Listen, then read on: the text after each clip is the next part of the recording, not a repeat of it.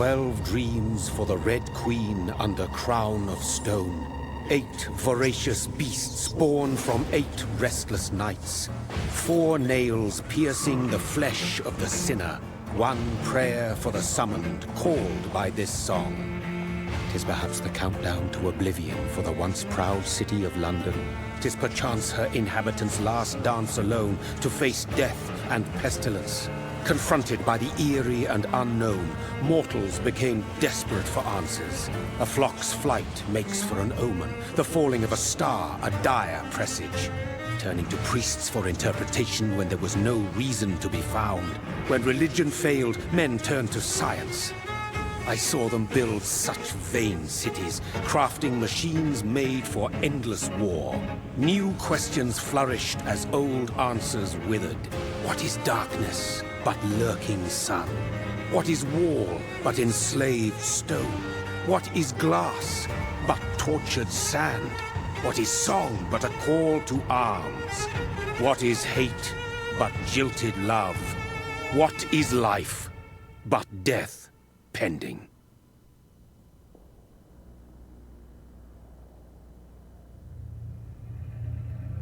Death. Since the apple was plucked from the sacred tree, mortality was believed to be God's punishment. A righteous snare to keep mankind from ascending to the stars. They were all so wrong. Death is not a wicked thing, nor some holy retribution. A true punishment would be to never know its sweet kiss. Awaken from the harshness and be born once more.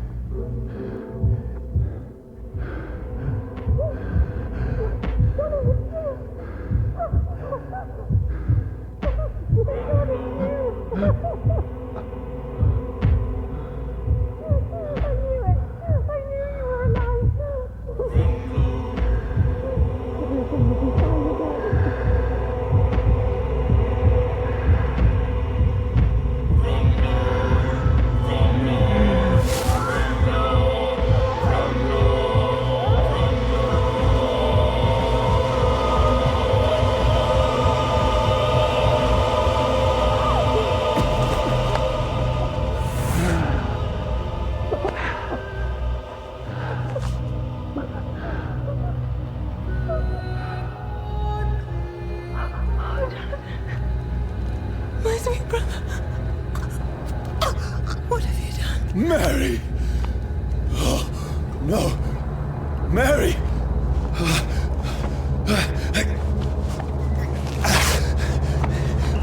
Hold on! Please, hold on! Oh, God.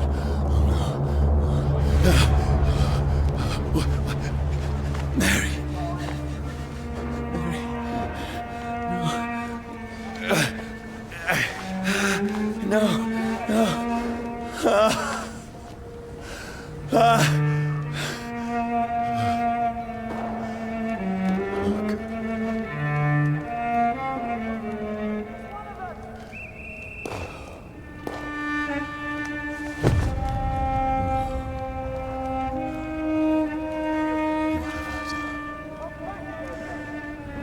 This horror. It's a nightmare.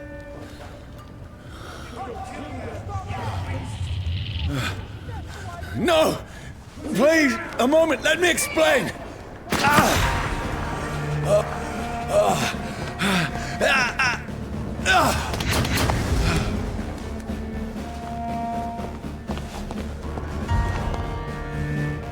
These patrols are after me.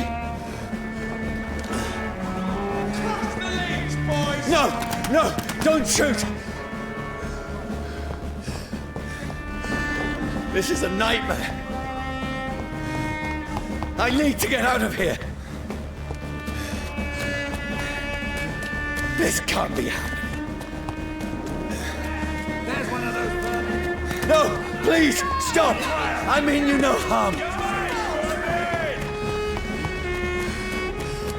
What's going on? Oh, Mary. What have I done? What's all this about? Shit, where'd it go? Now, I can defend myself. Tricky bastards. Kill the thing! Who are you? Stay back! Sorry, but you left me no choice.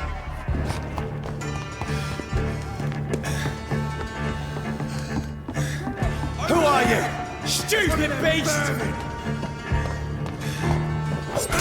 Look at it. Gone out like king. Sorry.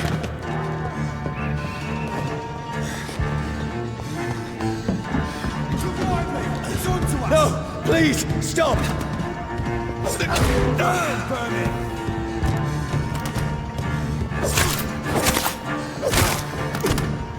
Who are you? Bloody leech! What do you want?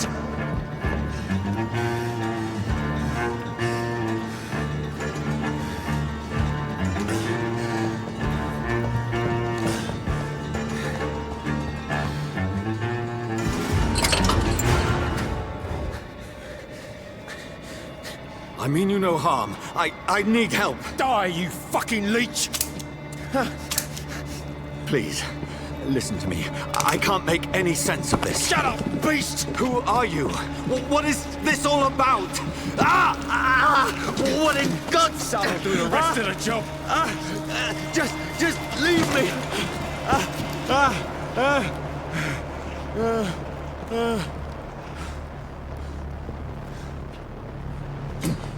The sun. It feels like it's burning me to the bone.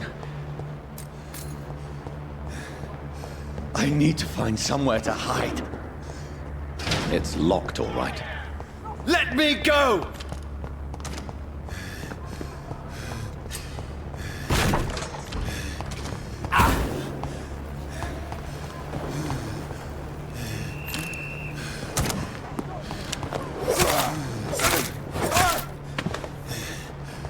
I need to find shelter.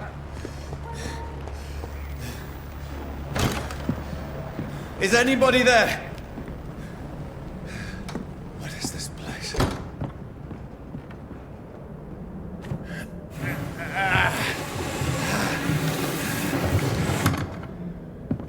The place seems abandoned. I should be safe enough here.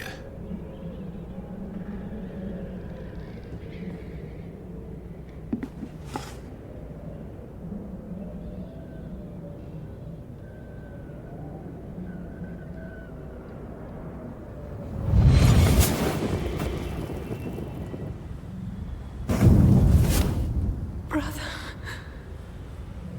what have you done? Mary! Mary!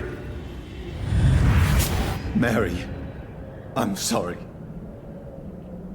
Whoever did this to us, I will find them.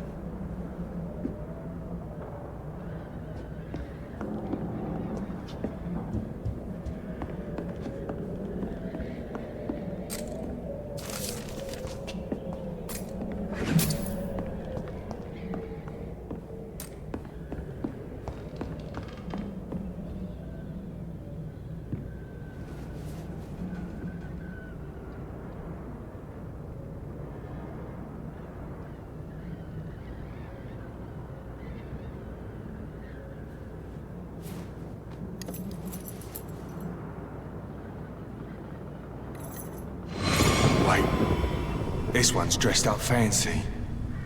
Let's run through his pockets. Picking the dead's pockets? Are you serious? I've still a rent to pay. He's got no more responsibilities. What's this? Gold watch. Beautiful it is. We fancy it and share the takings. I suppose we are undertakers.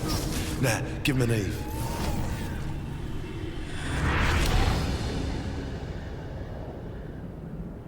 That's impossible.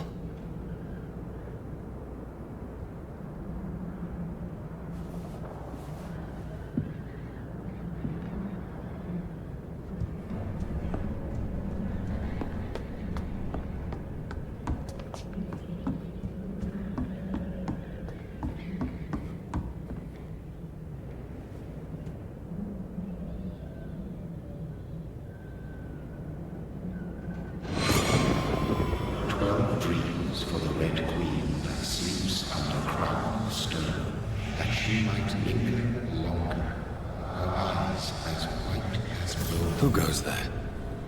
The prayer summoned by warrior song. The child born from darkness must take scent of his power. Who's there? Are you referring to me?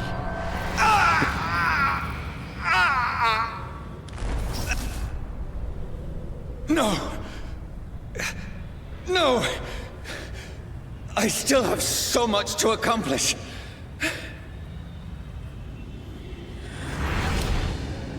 I still have so much left that needs doing.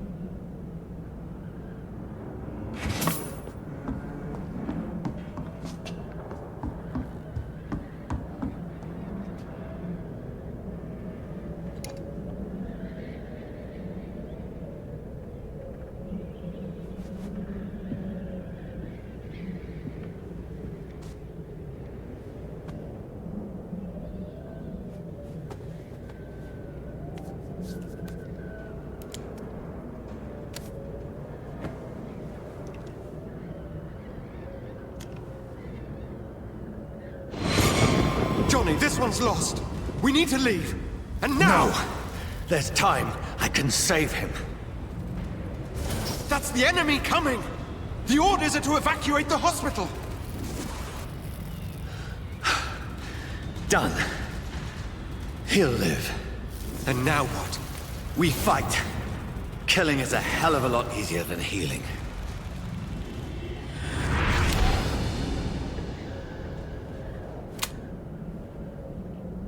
No, it never got easy.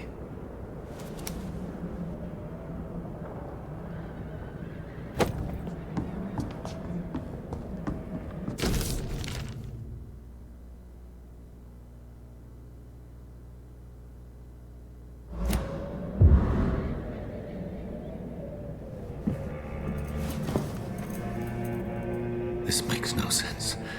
None of it. No sense at all.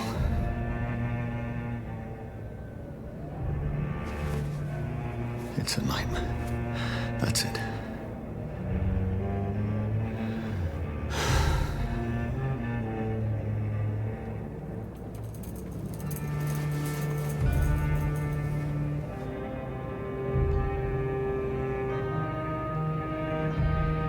So be it.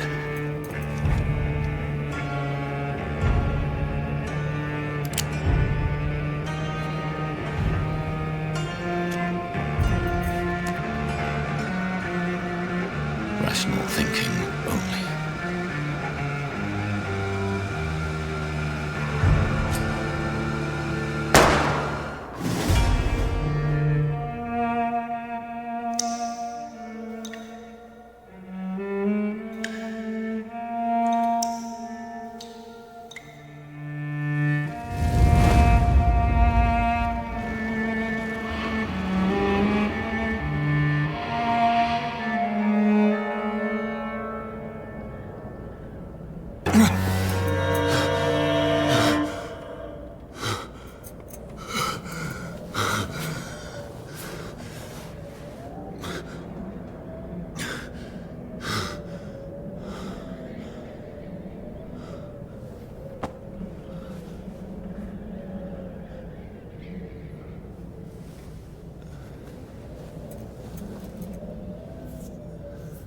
This is absolute madness.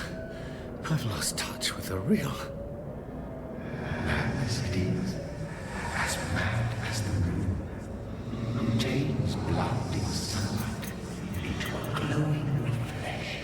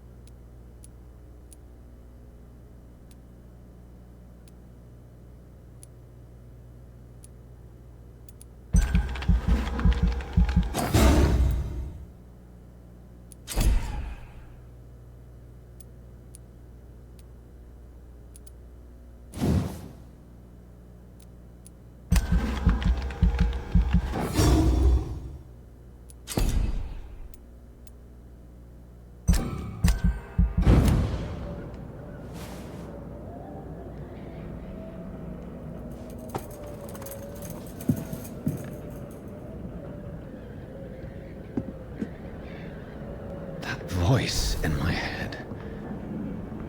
If I'm not mad, then it must belong to the one who made me what I am. I must find him to understand what I have become.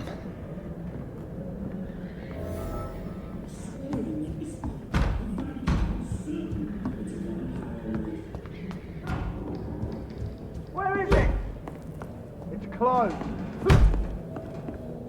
These people want me dead. I need to leave now.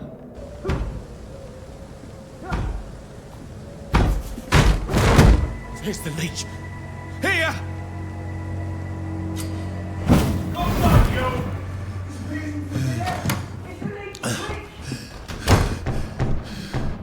My head's spinning. Oi! Come out, you coward! I cannot enter. Clever fucking beasts!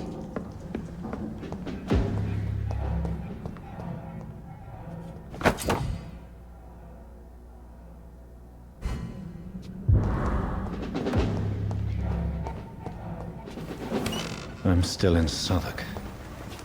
I must reach the West End. Go back home.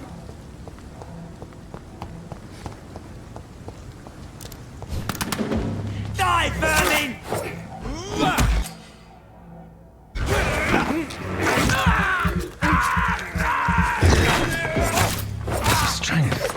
A strength I never knew I had. It ain't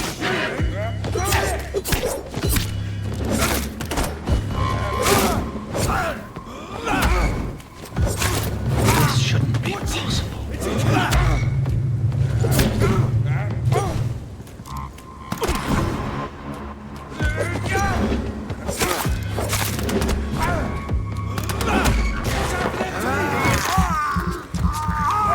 Every sinew, every fiber of my being is afire.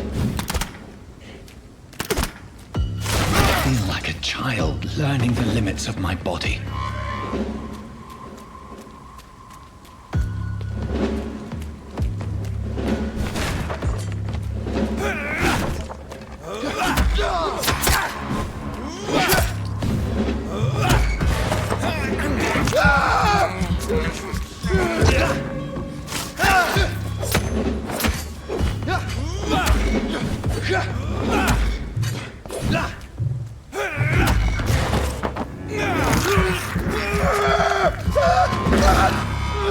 My strength, my reflexes. I'm not human anymore.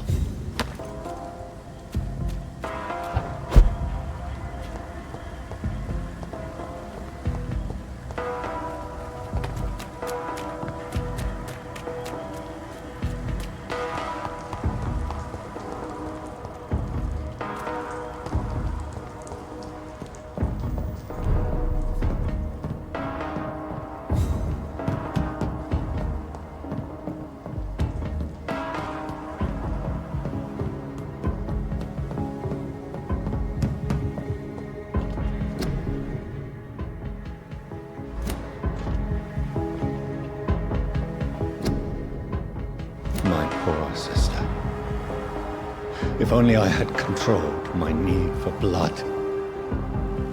Mary, someone will pay for what happened to you. For what happened to us.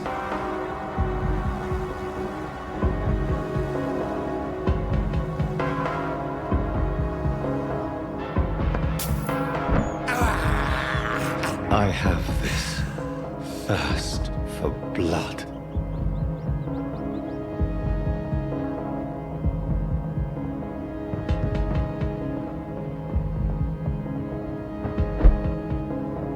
The dizziness from the jump. I can now control it.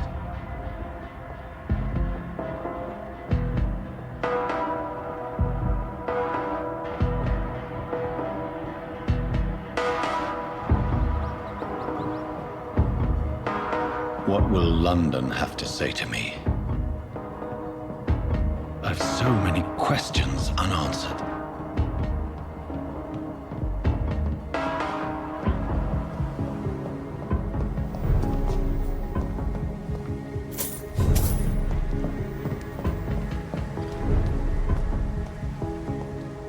Another corpse.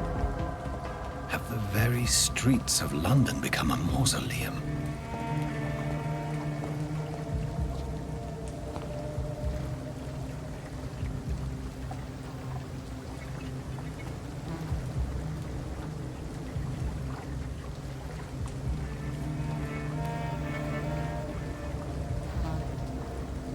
The man has been drained of all blood, but I can still smell the scent of it. I follow the scent's trail. Perhaps it will lead me to my assailant.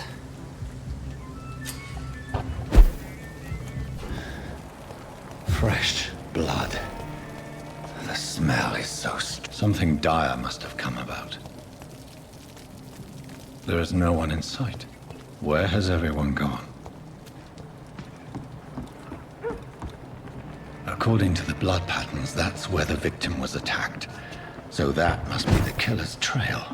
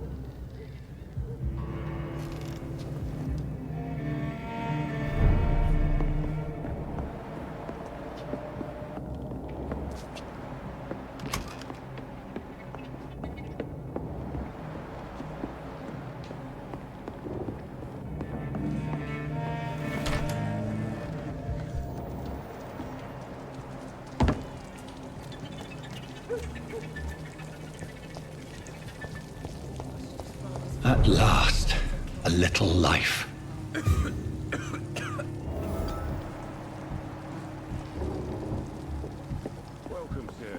Whoever he may be, the killer recently entered this bar. Maybe some of the locals saw him. My God, sir, you look like Jonah's whale just spat you out of hell. Can I get you a drink? No, thank you. I'm not thirsty. Well, grab a chair and get some rest. This is going to be another long night. Where am I? Where is this place? You're at my bar, sir, the Turquoise Turtle. The last ray of light in this dangerous part of town. Aren't you scared? Scared of what? All the bad shit happens out on the foggy streets. And I never go outside. So you're open all night? Yep.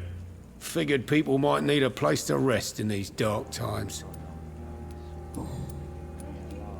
Why is it going to be a long night? You must be new around here. Don't you know about the murders? Tell me more about these murders. Every morning for the last few weeks, bodies have been found. And those poor sods didn't die of flu. Do the police have any leads on a suspect? Even before the outbreak, coppers never came round here. We're on our own. People die in these parts all the time, and no one cares. I'm looking for someone who might have passed through here recently. Wondered if you might help. It's been quiet tonight. The only other person I've seen went straight up to his room. Thought it was kind of rude, actually. You mean he's still here? Well, yeah. He paid for the entire week. How long has he been here? He rented the room a few days ago and didn't say when he'd leave. Who is this man? What does he look like? Well, like a gentleman, I guess. Well-dressed, quite polite. A professor or something fancy like that. Always writing, reading notes. I need to meet this man. I have questions. Just climb the stairs and knock on the first door. I heard him open his window, so I guess he's still awake. And, Yes? no funny business, you hear me? This is a respectable establishment.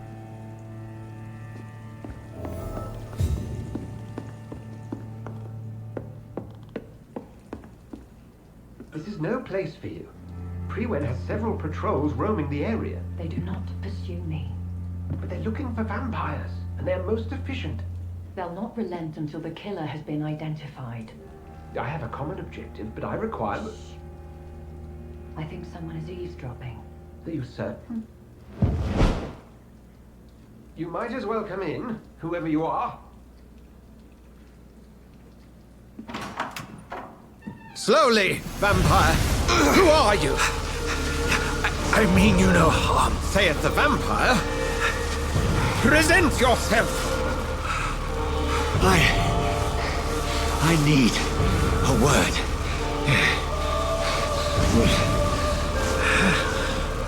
Anyone.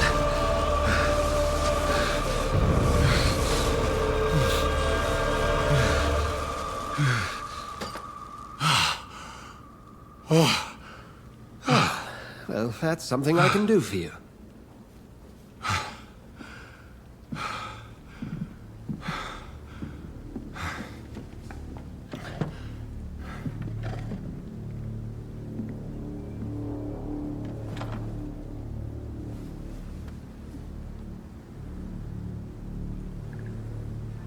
And who might you be?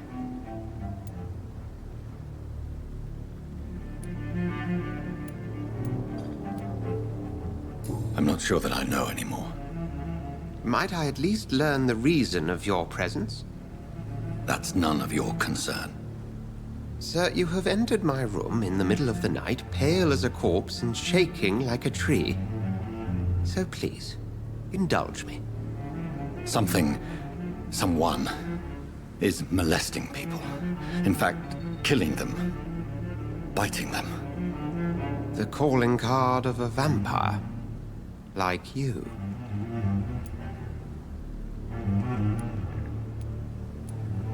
I've been hunted down in the streets and attacked.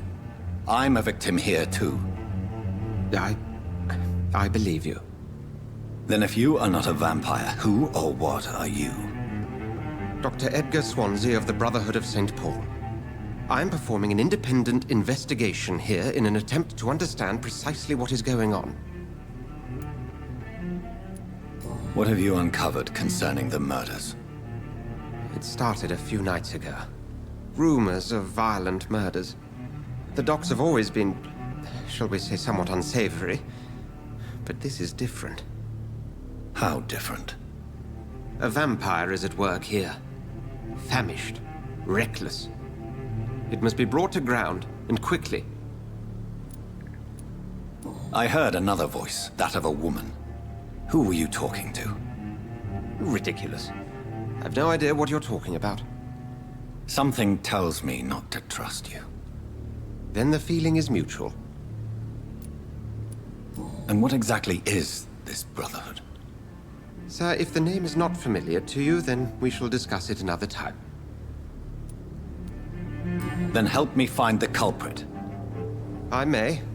If you'll first tell me why you opened this door. I followed a trail. The scent of blood from a recent victim. It led me here. You thought I was your aggressor. That explains a great deal. We are both chasing the same shadow.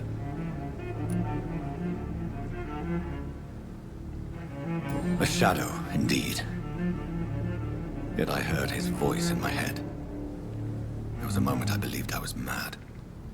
You should let me handle this affair. You've no idea what you're up against. No. I will find the monster. He is mine. How will you do any better than I? But then let me ask you this. What are your intentions if you find the killer?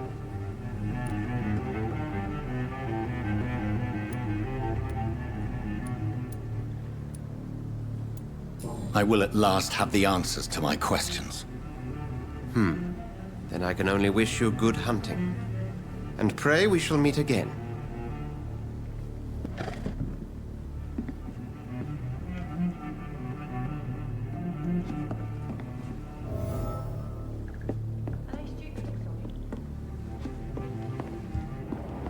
If Swansea is not my attacker, it means somebody else came here tonight. Someone must know something. Evening, sir. Can I help you? I have a few questions for you. Well, if you must. What's going on around here? Where is everyone? Too many dead, sir. First the epidemic, and now all these terrible murders. The murders? What can you say about them? Bodies found in the streets every morning. Drained of blood. It's just horrible. Some say the sewer dog is back. The sewer dog? What's that? No one knows. People have always disappeared around these parts. The ancients say it's the sewer dog coming out to feed. But now he's killing in the streets. What have you heard about the epidemic? There's a Spanish flu. Yeah, killed so many last summer. Thought we'd seen the last of it. Dozens dying every week. Are the authorities doing anything? Nothing. There are so many quarantine zones in London now. It's gotten really hard to travel across town.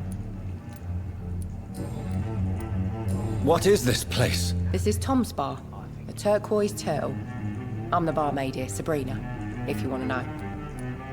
Are you always open this late at night? No, it's only since the epidemic started. Tom thought that people may need a safe place to stay. You don't seem to have much business. Where is everybody? Well, most people are sleeping right now. And those that are awake tend to avoid going out. What with the murders and all. I just want to talk. I didn't mean to scare you. I'm not afraid, sir. It's just I've other customers to take care of. I only see one customer. Oh. Well, yeah, of course. I mean, I best check on them. I spoke to Dr. Swansea. He's not the man I'm looking for. Now, I want the truth. The truth? What do you mean? I suspect that someone else was here tonight. And I don't think Tom wants to tell me about it. I'm just the barmaid here, okay? If Tom says you're the only visitor we had, then you're the only visitor we had. I can feel your fear, madam. Please, tell me what's going on. It's Will. William Bishop. He came in here earlier tonight and he... Well, I thought he was going to clock someone. What happened tonight? He was dead drunk, as usual. But my God, his eyes, his face. He must have caught something awful. He shouted and cried. It was terrible. Why are you so afraid? I mean, his skin, his hands. I scrubbed every glass and every chair that he touched. God, I hope it's not contagious. Tell me about this William Bishop. Will was a sailor who worked at the canning factory before he lost that job. A nice bloke, really. He's never been violent. Until tonight. Why keep it a secret? Why not tell me about it? Tom's nothing if not loyal. After Will lost his job, he offered him one ear. They used to be good mates. But recently, well, Will started to get very aggressive. I see. Thank you for your candor. I'll be sure to talk to Tom.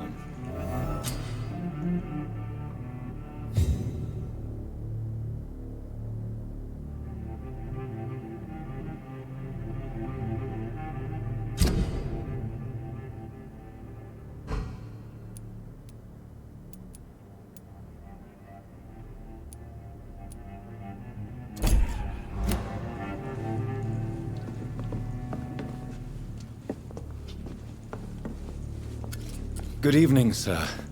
I wondered if I could ask for your help. Wow, you look like you need a drink. Yes. I apologize for my outfit. It's been a long night. Been there, seen that. Don't worry, things can only get worse. Has anybody entered the bar recently? Can't say. Sorry. I spent the night making love to that gorgeous bottle, see? This is important, sir. Are you sure no one has come in here in the last few hours? I don't know and I don't care. This is a free country. People still have the right to come and go, don't they? What's going on around here? It's like everybody is hiding. You must be new here. Have you not heard about the murders? Everybody fears the return of the sewer dog. Who is this sewer dog? It's the local bogeyman. Convenient answer for every crime that happened for decades. You murdered someone, blame the sewer dog, eh? You make it sound like it's a fairy tale. People will always believe in monsters. It's easier than accepting their own darkness. We can all be monsters. I'll leave you to your bottle, then. Welcome back. Did you find what you were after? I can't say I have. Are you sure no one else came into your bar before I arrived? Hey, I told you, you were the only other stranger I've had. Tom, talk to me about the visit from your old friend, William. Yes, Will came by tonight, but he's not my friend anymore. Why lie to me if he is not your friend? I didn't lie. I said you were my only unannounced customer, and that's the truth. Who is he? William. Just an old sailor who loves his gin too much. He worked for years at the canning factory before it closed. Is he dangerous? Yeah. Like many drunks, he's all bark and no bite. He can barely stand up most of the time. How was he tonight? Was he different? Sicker than usual, perhaps. He whined and mumbled about how mean people were to him and how he'd like to talk to me outside, and then he left when I refused. I need to find him. It's a matter of urgency. Do you know where he is? You could try his boat. It's up by the North Pier. He sleeps there when he's too drunk to get home. Please describe him to me. What'd you expect? He's a tall, sick bastard with a bad rash and torn old clothes. William used to be strong. Now he's a mess. Thank you, Tom. If you see him, tell him I don't want him back here unless he cleans up his act, okay? I think I'm losing my mind. I should just run as far away from this place as I can.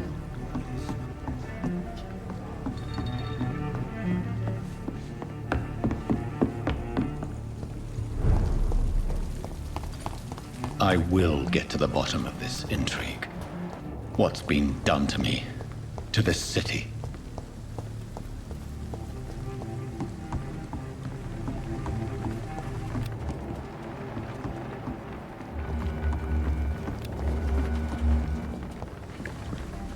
The body is still warm.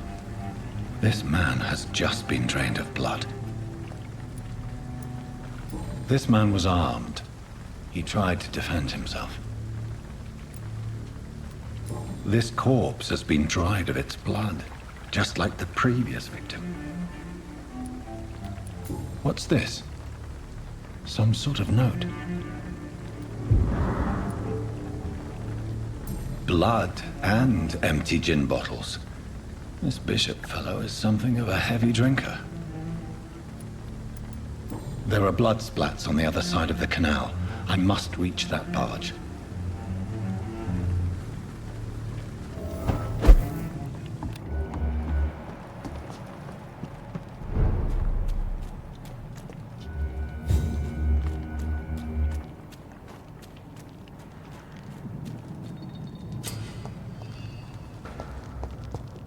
Over there!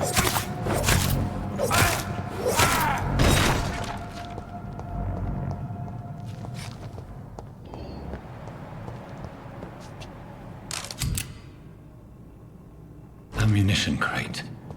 Good. I may need a lot of bullets. I feel like I'm back on the front line again. There's nothing here. Let's head back to a warm fire. Shut that foolish mouth of yours. You ever know... It's a leech! Kill it!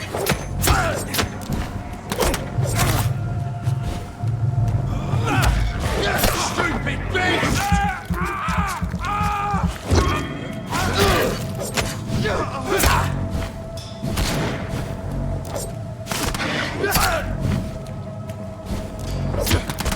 Oh, Christ!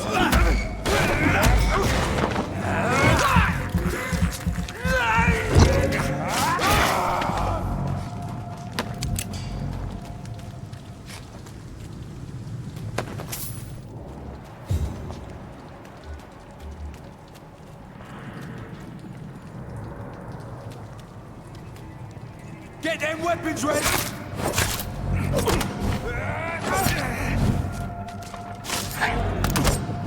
Human! Kill it! Burn, vermin!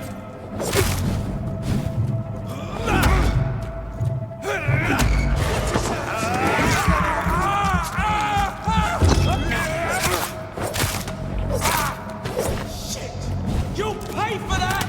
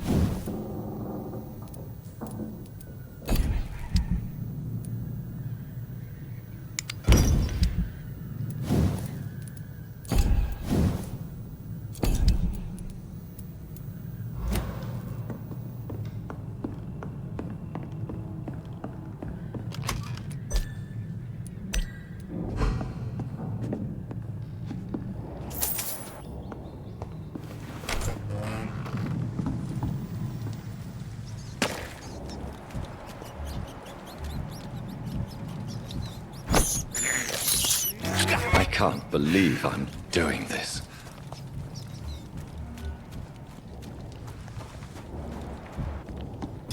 Over there!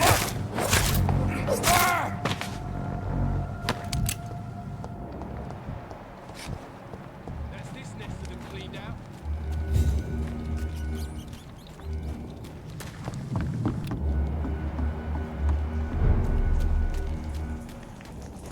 Fresh blood. The whole building reeks of it. The scent is so strong it makes me dizzy.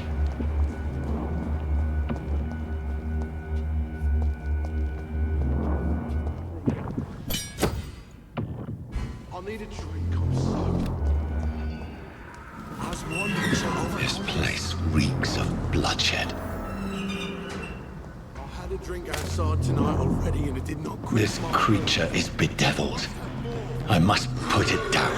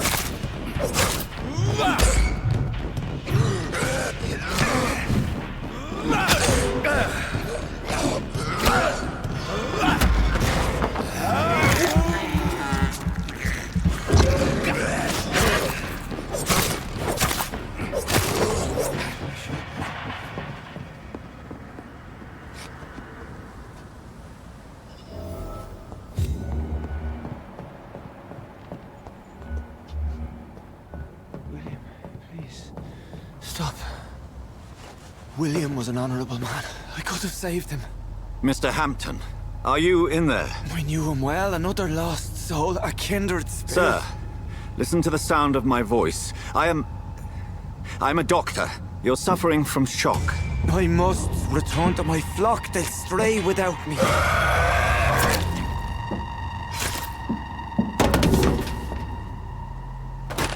Remember, certain skulls are every bit as resistant as we are. Who are you? What do you mean by skull? You truly are a newborn. I should have realized. Wait. You are the woman from the bar. Are you... like me? Can you help me? I believe, sir, I already have.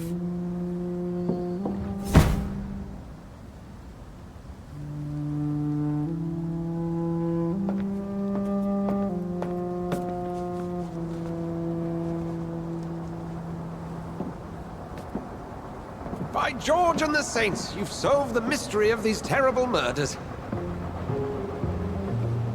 Patience, good fellows, I've come to offer help. Just give me a moment to secure my boat. We can leave this awful place. William was not the evil man they claimed. He was just taken by the thirst. He needed this drink. This man requires medical attention. You'll see he gets to the nearest hospital. No, please, I must tend to my fold. My flock needs me. There, sir. Go with the good Dr. Swansea. He's resourceful, and I'm sure he'll take good care of you. You'd best come as well. The sun is soon to rise, and you'll need a place to rest. I just need a moment. If I can learn something about what has happened to William, I'll be a step closer to understanding what happened to me.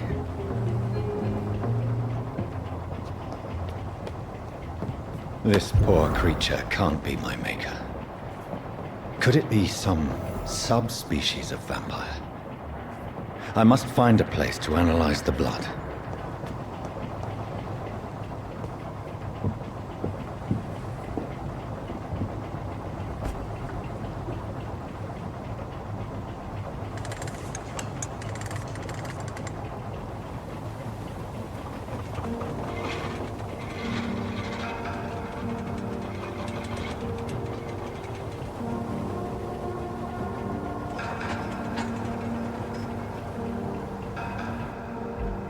Where are we headed? We're on our way to the Pembroke Hospital. It's just across the canal. They'll have a bed for poor Mr. Hampton. William was... what manner of creature was he? Predator, prey, villain, and victim. Who can say? The important thing is that he's been stopped. Duly noted. And the woman? Who is she? What woman? Oh, don't play me for a fool. You used me to locate that skull. You must know who she is. And I thought you a gentleman.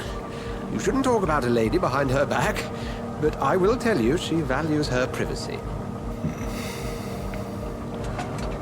Were London as peaceful as she appears from the middle of the canal? If only that were the reality of the situation. To be honest, I've always tried to avoid this part of town. Pembroke Hospital is the last bastion between the rest of London and the epidemic. The flu has decimated the East End and the war still rages.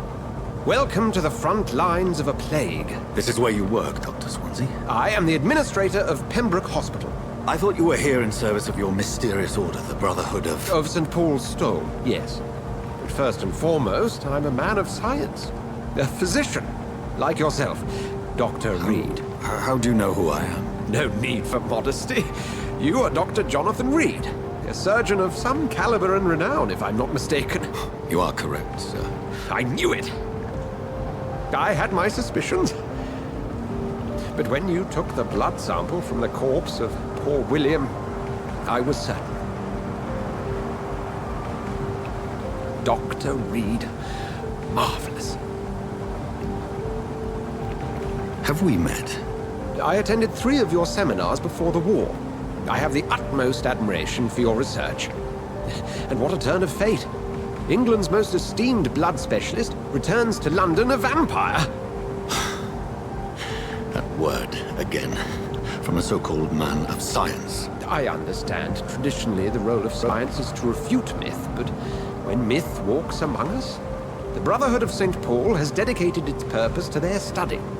There's so much for you to learn. Of that, you are right. Well, then let me be blunt. Join my staff at Pembroke Hospital. As a physician. I suspect you'll not find a better post of employment to contemplate your predicament. This is sudden. I was returning home to see my sickly mother. But alas, that was before contracting this... affliction. Dr. Reed, take a moment to consider. The post would be for the night shift, providing a good explanation for your absence during daylight hours. You'll be adequately reimbursed, and have a place to hide. I even had the forethought to bring some clean clothes. So, what do you say?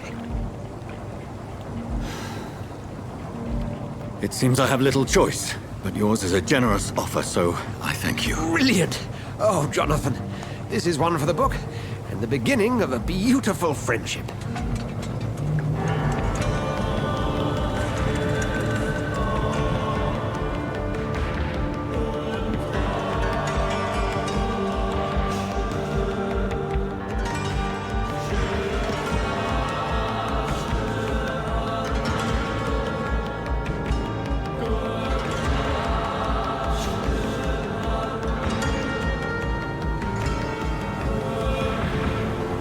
Dr. Swansea, thank goodness. I was beginning to be concerned.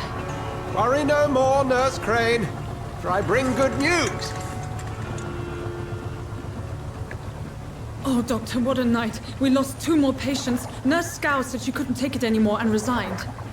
Yes, well, I'll make a new rota in the morning. In the meantime, find a good bed for Mr. Hampton. Be sure to pay attention to his needs. Of course, Doctor. Oh, and Dorothy?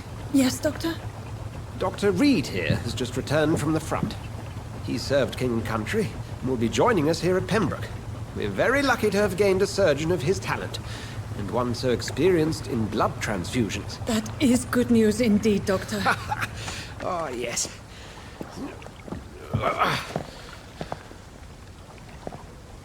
Here at Pembroke, it's not what we have, but what we haven't. It's only thanks to Nurse Crane and the staff that our ship doesn't sink. If you have any questions, just ask her. Duly noted.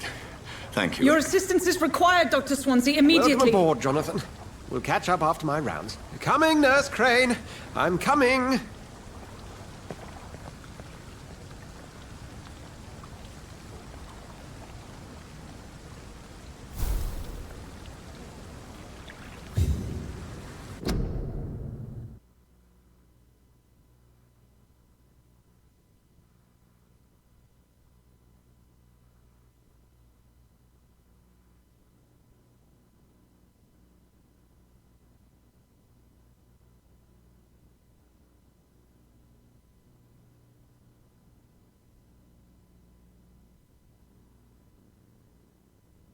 I'm fine.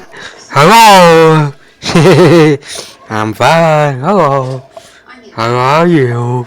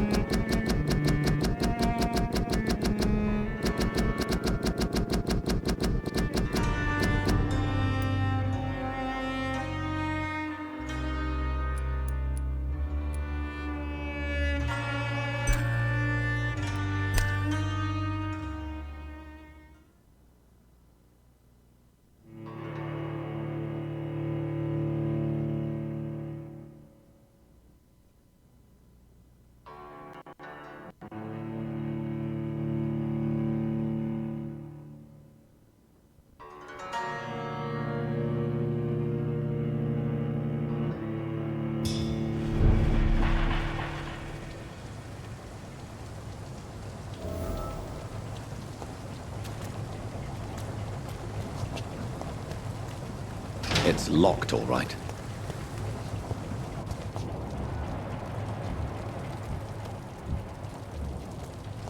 I'm sorry, Jonathan. Mr. Hampton needs me right now. We'll have a word in my office later, Jonathan. Come on, you bastard! You can do better than that! Nah, it's my turn!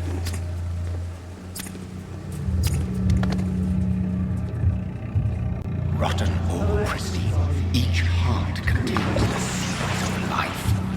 Drink at this river, try it all.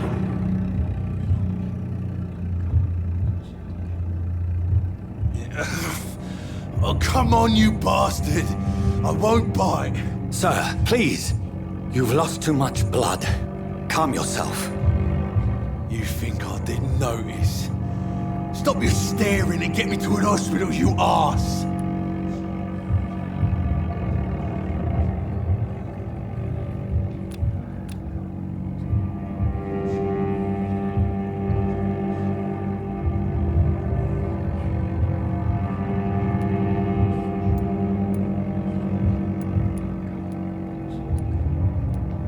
Insulting a good Samaritan. Not exactly the way to get rescued. All right, sorry. I am in pain here. My guts are spilling out onto the street and you're yabbering on. Yes.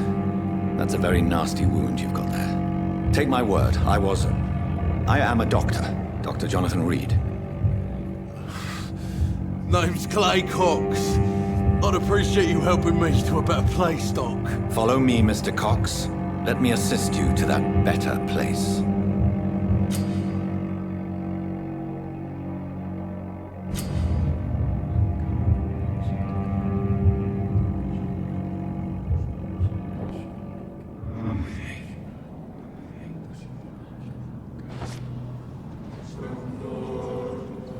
Bring this fading light into the shadows. Dance with him the dance of life and death.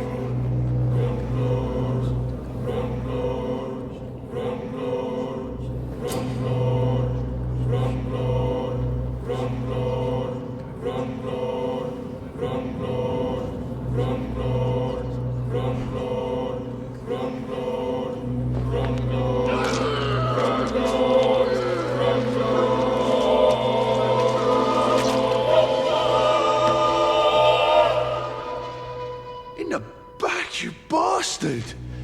Didn't have the guts to fight me. Fuck you. I'll kill you. I'll kill you.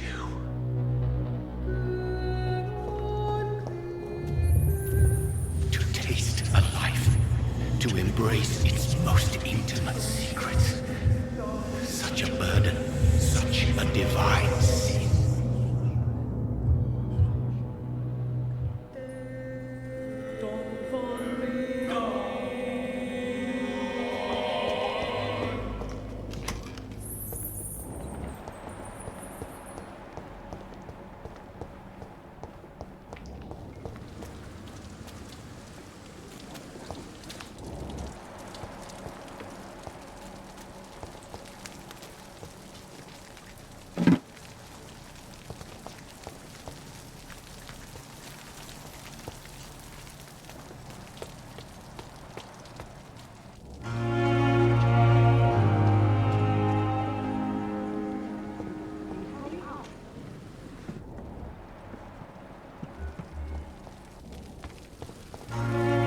Doctor, where have you been?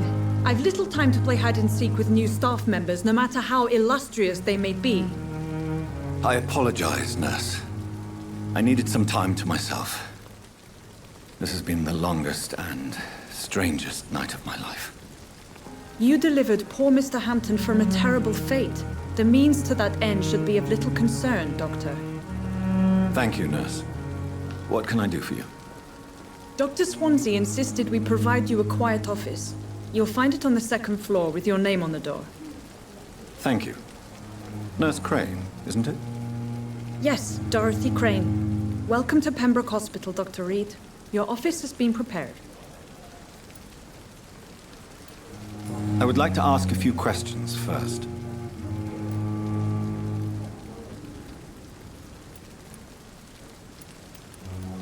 What kind of man is Dr. Swansea? Well, you accepted the job from him. I thought you would have known about your employer.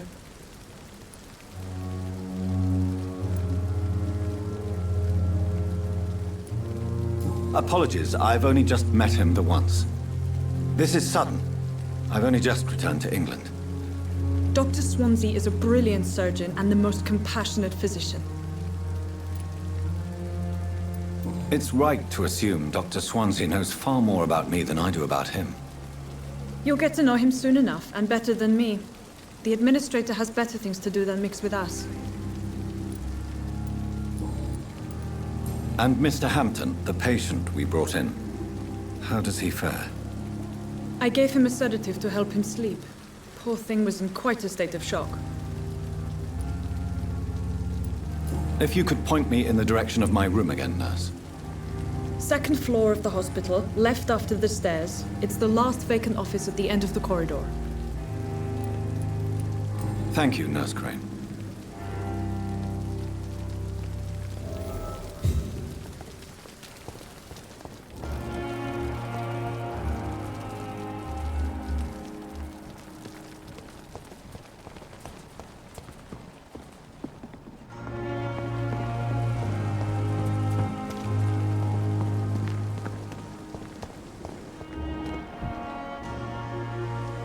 Good evening, sir. I'm Dr. Jonathan Reed.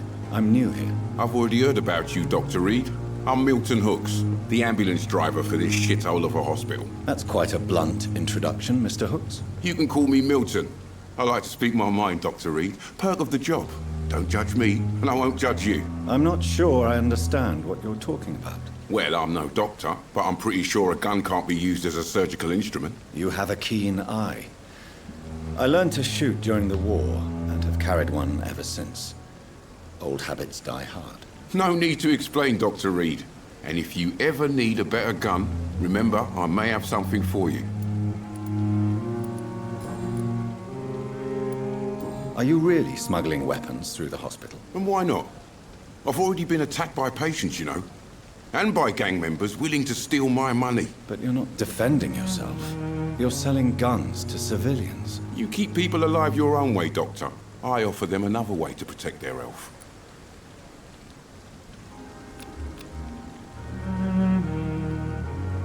Do you need any medical help, Milton? I'm fine, Doc. Physically, at least. But I would give everything to be in a better place right now.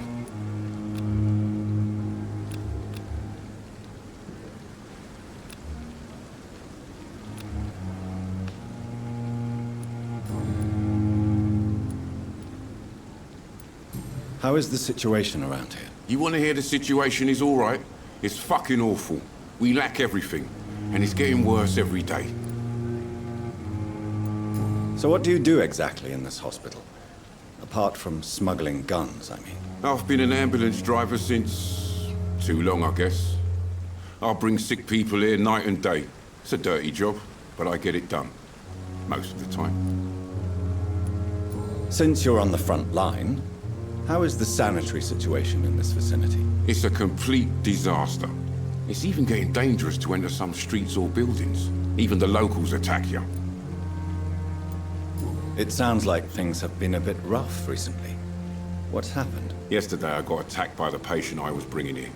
I escaped through the hospital's garden, but I lost my wallet when I was running. You left an infected patient outside the hospital?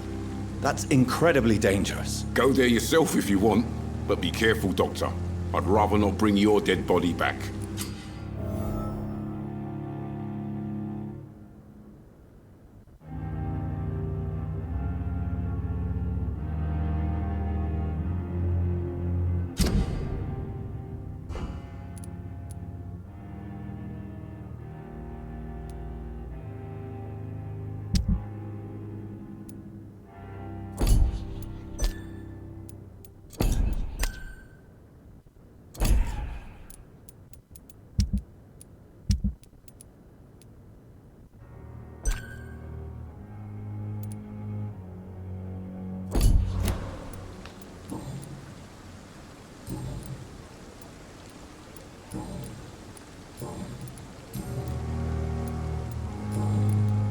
I'd like to see your goods. Wise choice, Dr. Reed. A reliable gun is what everybody needs these days.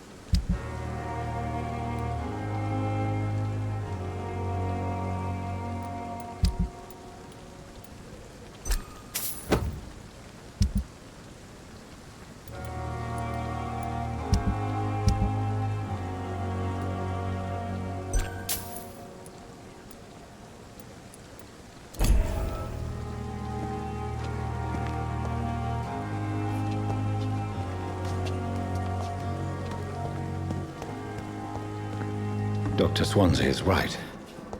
This place seems perfect to conduct my research.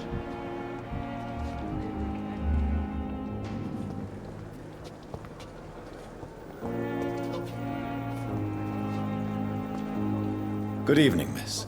I'm Dr. Reed, the new surgeon at the Pembroke Hospital. And who are you? Your name has no meaning to me, mortal. You're nothing but dust blown by the winds of eternity. I beg your pardon? What are you begging for, mortal? My clemency? Well, tonight maybe I'm inclined to mercy. You'll never forget the night you met Thelma Howcroft. You keep calling me mortal. Why is that? And if I'm mortal, what are you? Well, Dr. Reed, if you must know, I'm a vampire.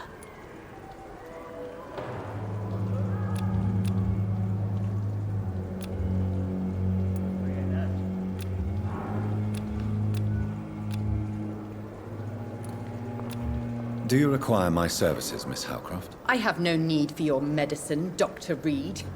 Blood is the only drug I need. And why do you believe you're a vampire? I don't need to believe anything. It is what I am. It is what I feel within this hollow shell of flesh. Please, describe to me how you feel. What is it like to be a vampire? I can hear my body crumble from the inside as my flesh cracks and fades. I sense the last pulse of postulant blood within my drying veins. I need new blood. I see. Have you ever heard of Cotard's syndrome, Miss Howcroft? Never. It's a mental illness discovered by a French neurologist named Jules Cotard. The affected patients are delusional. They believe that they are putrefying, that they are dead, a ghost or a ghoul. Or in your case, a vampire. Delusional, you say? Oh, sad and petty mortal. You can't even begin to understand the concept of immortality. And you think it is I who am delusional.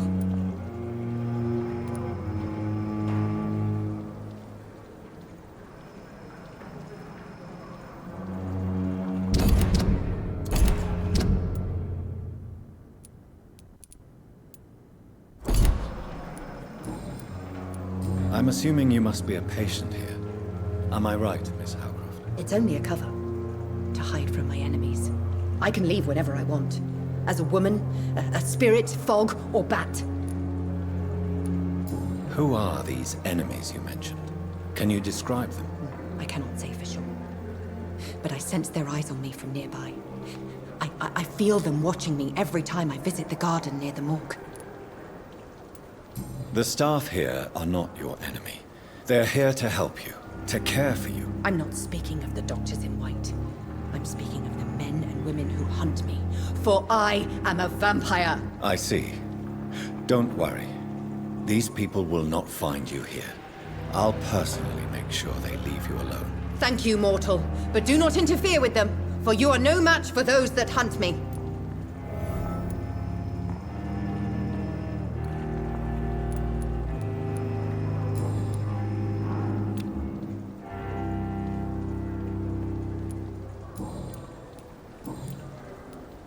Who are you really, Miss Howcroft? I mean, apart from being a vampire. Is that not enough for you, puny mortal? What do you require? Proof of my powers? I'm curious to know who you were before becoming a vampire. It was such a long time ago, I don't remember. Centuries of unholy life can have strange effects on one's minds, you see?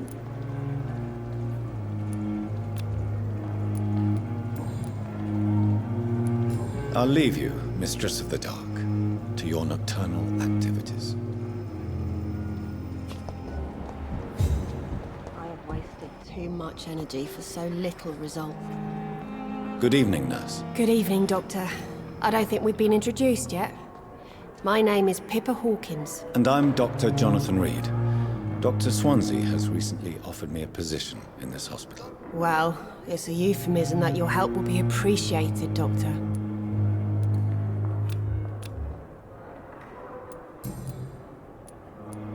How would you describe the situation at the Pembroke Hospital? It's serious. The flu is wreaking havoc amongst the staff and patients.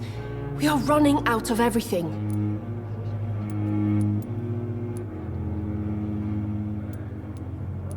You must get a hold of yourself, nurse. Sorry, I'm exhausted. No one has any idea when this epidemic will be over. Nurse Hawkins, the Spanish flu won't last forever. Even the Black Plague didn't kill everyone. I wish I could believe you. But what if this epidemic was worse? What if in the end, nobody was spared? How long have you been a nurse? Well, long enough to see that the epidemic is winning. And no matter how qualified you are, don't tell me you'll change that. You're right. When dealing with such a terrible disease, one must remain humble. But that doesn't mean we shouldn't try our best. Sorry, Doctor. I don't want to sound bitter, but I'm just too tired to give a pep talk like Nurse Brannigan. How is the Pembroke staff coping with the epidemic? Well, not well. Milton, the ambulance driver, is even more grumpy than usual, especially concerning doctors. Why is Milton grumpy on a daily basis? Is it just an act? Milton's not the kind of man who's bothered about a bad reputation, whether he deserved it or not. Why does Milton dislike doctors? I don't know. Just ask him. But be warned, Milton is not the chatty type.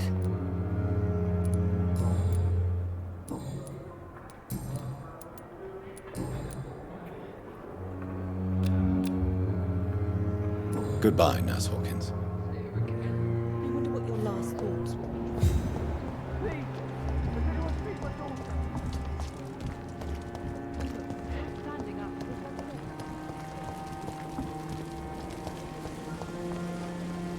Good evening, Milton. Good evening, Doctor. Still trying to save lives?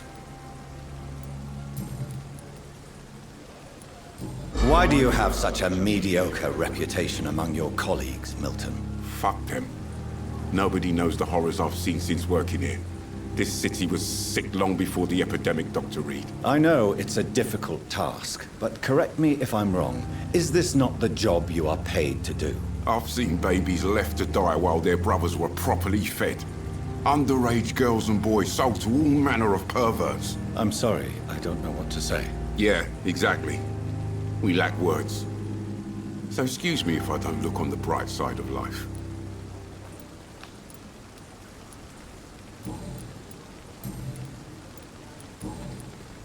Goodbye, Milton.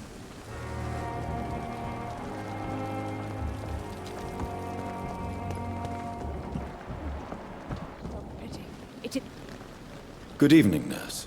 I'm Dr. Jonathan Reed, the new surgeon here at the Pembroke. Dr. Swansea has already told us about you, sir. I'm Nurse Gwyneth Brannigan. Welcome to the Pembroke Hospital. Did he really? It's a good thing I wasn't hoping to keep a low profile. All members of staff have already read about your new blood transfusion technique. Dr. Swansea made sure of that. I see. Well, I'm a little surprised, but I suppose I'll just have to deal with this unexpected notoriety. You must know, blood transfusions are Dr. Swansea's primary subject of research. He is convinced it is the future.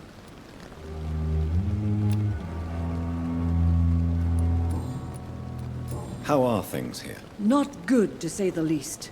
We're struggling against an invisible enemy, more lethal than any bullet from a gun. It's hard, Doctor. An invisible enemy? Quite a poetic term for a disease, especially from a nurse. Sorry, Doctor. These last few weeks have been exhausting. We could all do with a good night's sleep. Do you think this hospital can survive the epidemic? We are all volunteers here, and we're trying to hold fast, but how do we beat an invisible killer? Some nurses have already resigned. I'm not familiar with all the staff yet. Perhaps you could help me. Brilliant professionals, most of them. Dr. Swansea has a gift for recruiting talent. Most of them. Is there a problem I should know about, nurse? It would be inappropriate for me to speak ill of a colleague. Is there anyone that stands out? Well, I have never met someone as dedicated as Dr. Tippett. He should be a standard for us all here. If only he were younger. Why should his age be a problem? I guess it's fair to say he's always pushing himself to the limits. He just doesn't know when to stop and get some rest. Nurse Brannigan, if you do know something, please tell me. Anything you say will be held in confidence. No. I may disagree with some conduct, but in the end, everybody is doing their best.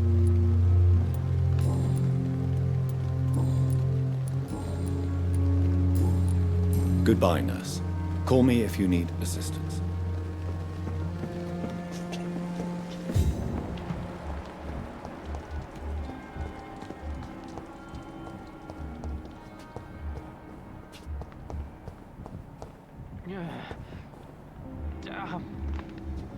I wonder what your last thoughts would be, sir. Good evening, sir. Can I help you? Unless you're here to fix my face. No. I don't think you can help me. I'm Dr. Reed. I've recently taken the position of head surgeon here. War injuries, am I right? You guessed right, Doctor. German shell took my pretty little mug right off. But they still call me Thomas Elwood. Soldier, do you need assistance? I'm fine. Just do something for this pain, will you? That's all I'm asking. How is your stay with us, Mr. Elwood? Oh, it's bliss. I just escaped death in the trenches to be surrounded again by the moans of the dying. Can I ask you precisely why you're a patient here? It's the pain, sir. The drugs don't work. It just hurts under the scars, if you get my drift. Can I do anything for your pain? Nurses gave me a bunch of pills. No effect. Told you. It's like the flames are under my skin, burning away. Who is treating you? Is someone in particular looking after your case? Nobody since the old and tired doctor spoke to me. Started to think I was forgotten about. Wouldn't blame you. You don't seem worried by that. My face hurts so much more when I smile or cry. I've learned it's easier not to speak. But be assured I'm smiling inside.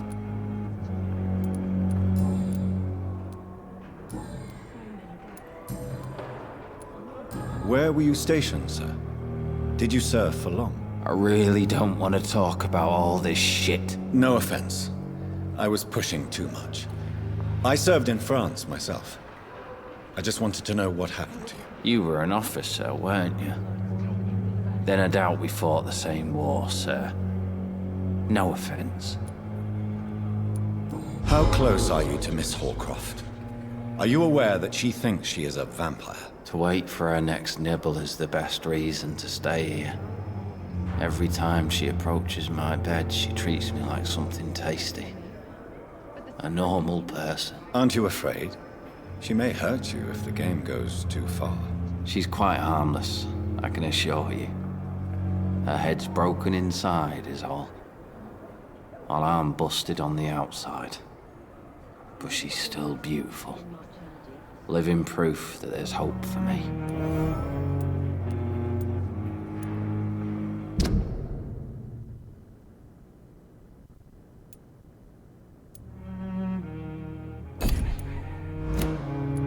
So do you let her bite you? You know that's not sanitary. And why not?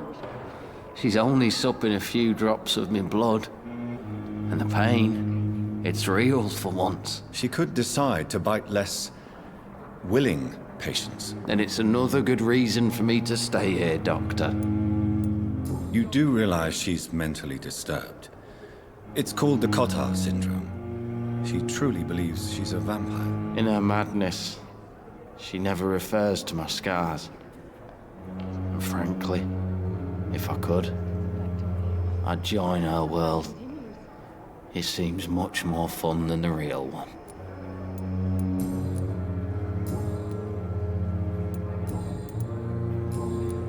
Goodbye for now, Mr. Elwood. You disgust on every street corner.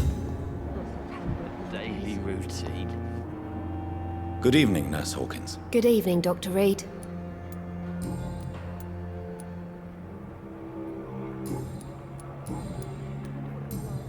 Goodbye, Nurse Hawkins. Good evening, Miss Howcroft. How are you tonight? I need blood, Doctor.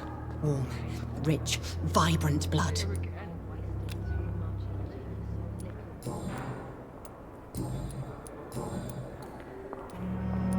Tell me, Thelma, why do you feel so attached to Mr. Elwood?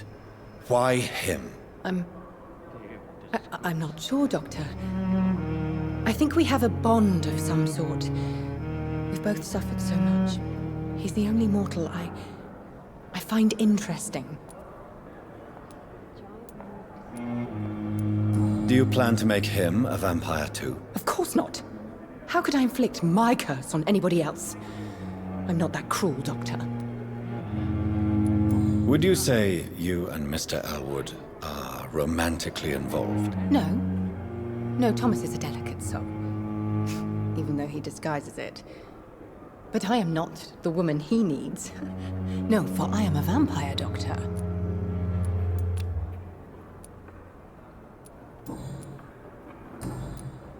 I'll leave you, Mistress of the Dark, to your nocturnal activities. Time has lost its effect on me. But the suffering continues.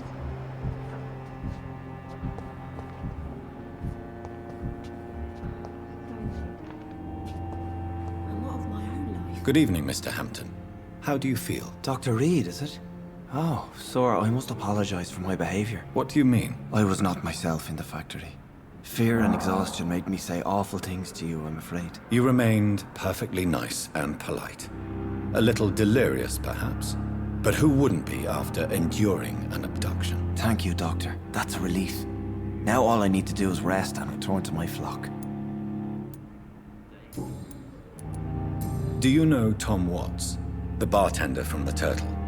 I met him before I found you in the canning factory. Tom? Yes, of course. Always the helping hand, good old Tom. Without men like him, corruption and despair would have wiped out the East End long ago. People are still in despair. How could it be otherwise? The authorities have left us all to rot in this contagious nightmare. No drugs, no advice, nothing. It's a damn shame. Who should I avoid in this part of town, then? Any particularly evil figures? Not really. Most men and women are just doing their best. And it's not my habit to speak ill of people I know, Doctor. How did you end up in William Bishop's den? I had received alarming news about his recent behavior. I went to his place and he refused to let me go. Why did he abduct you? William was an alcoholic. His addiction suddenly changed to blood. I don't know why. Just like a patient I met here. This Miss Hawcroft. You dared to enter this awful place alone. You're a hero, Mr. Hampton. Or a fool. I'm just a man trying to help his friends, Dr. Reed. William Bishop was a conflicted soul, searching for light. What is the general situation in the East End docks? The situation has always been tough, with a lot of tensions between the gangs and the Dockers' trade union. The Wet Boot Boys are very nervous since they lost their leader.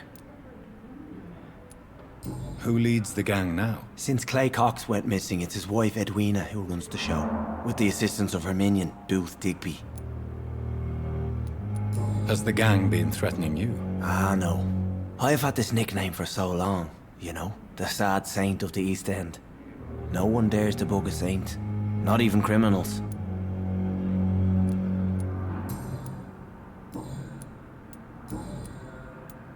How do you feel, Mr. Hampton? Medically speaking, I mean. I feel exhausted. Beyond exhaustion, actually. William drank so much of my blood in his madness. I feel empty. You're in good hands here. Dr. Swansea is well versed in blood transfusion, and I'm sure he'll take the best care of you. Thank you, sir. I believe all I need is rest.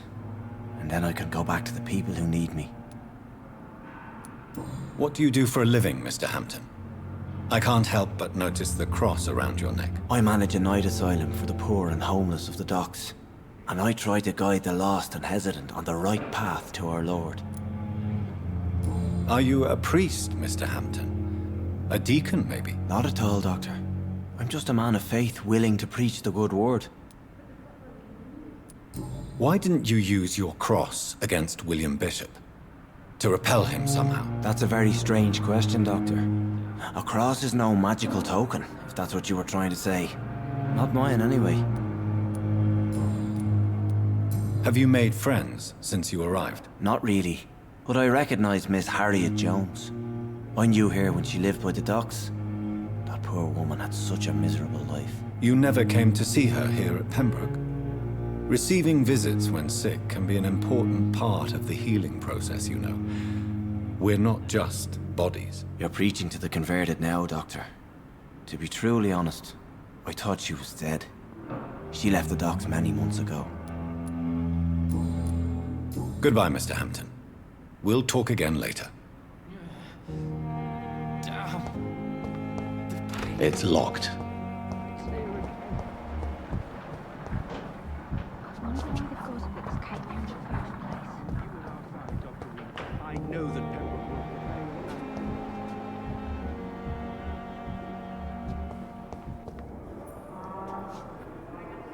Good evening, Doctor.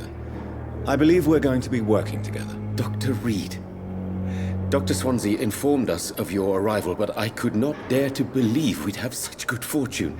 Such an honor, sir. Thank you. And you are? I am Thoreau Strickland, Dr. Thoreau Strickland. I'm a great admirer of your work, Dr. Reed.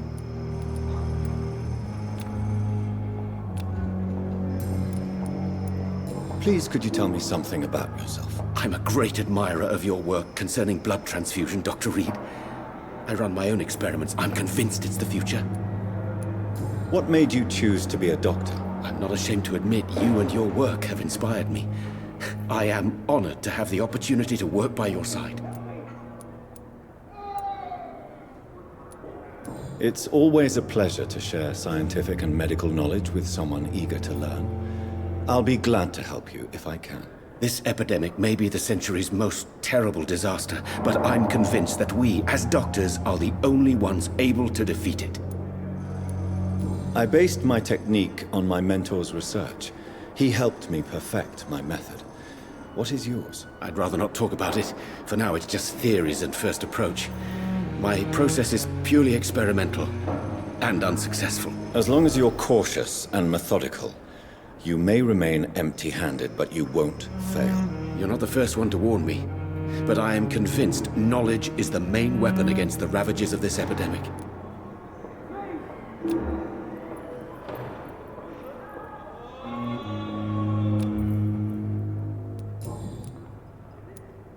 What can you tell me about the Pembroke? Well, it has always been an honor to work with Dr. Swansea.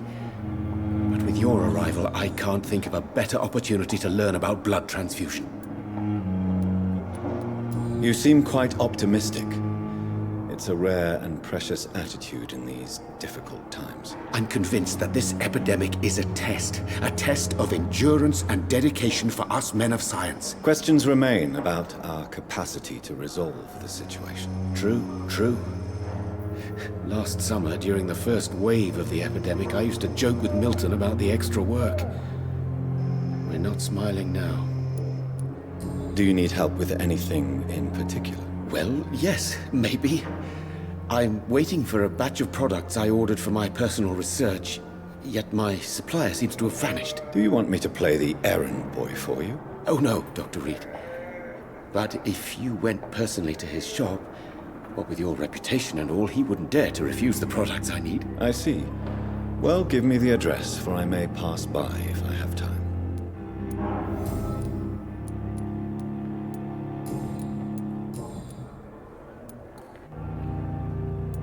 Tell me more about your willingness to experiment with new medical techniques. Harvey Fiddick is a patient suffering from a severe injury that could cripple him if not treated correctly. I'm convinced your blood transfusion technique could help him. What is it you really want? To save him, or to prove your point? Fair question. I want nothing but to save my patient, Dr. Reed. Especially since I know Mr. Fiddick's story.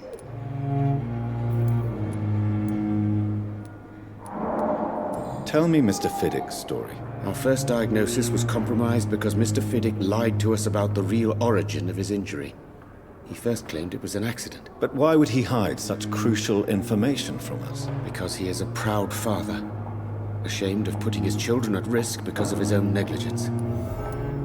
This personal involvement could also appear to be a lack of impartiality. You must know that a good surgeon must remain neutral. I agree.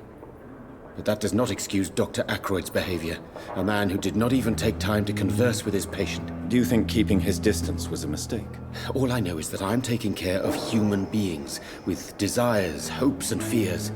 Not some biological machine comprised of blood, bones, and flesh. Goodbye, Dr. Strickland.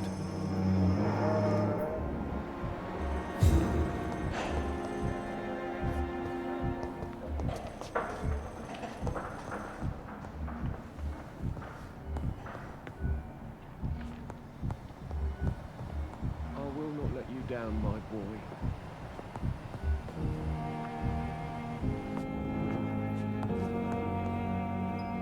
Good evening, sir. I'm Dr. Reed. May I help you? I don't know if a third opinion is needed. Your colleagues are already arguing about my condition. I see. Would you mind telling me more about your situation? I'm Harvey Fiddick. All I want is to get me bloody arm fixed properly.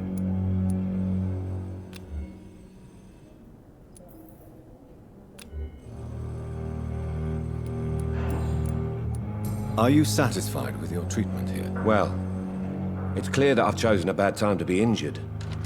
Forgive my bluntness, but you seem overwhelmed by cases of the flu. I won't lie to you about it. I'm afraid we are. Are you sure you don't want to operate yourself, Dr. Reed? I have the feeling you're very capable, and your colleagues seem to think so too. In other circumstances, you would be right. But for now, I don't think I can take on the responsibility. My apologies. Tell me about yourself, Mr. Fiddick. I'm just a regular guy waiting to get his arm fixed. so I can return to work and to my family. I was more curious about what you were doing before being hospitalized. I'm a carpenter, and a good one too. But that means I need both arms to feed my family, Dr. Reed. Tell me about the doctors who are arguing about your case. Strickland and Aykroyd. They both want the best for me, but there's a lot of pride there. Doctors are no different from carpenters, it seems. What do you mean? I often had professional arguments with rivals on a building site. Difference is I disagreed about wooden nails, not flesh and bones.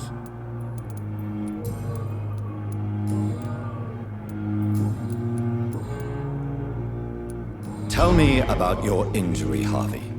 Why do you feel so guilty about it? My wife died because of me. And now I may lose everything because I've been careless enough to hurt myself. What an arsehole. How could your job be responsible for your wife's death? I was working a double. She went out to bring me a hot meal and got caught in a German bomb raid. You can't hold yourself responsible for your injury, Mr. Fiddick. Unless you tried to hurt yourself. Of course I didn't hurt myself. But I can't work until my arm is fixed. My children need to eat, Doctor.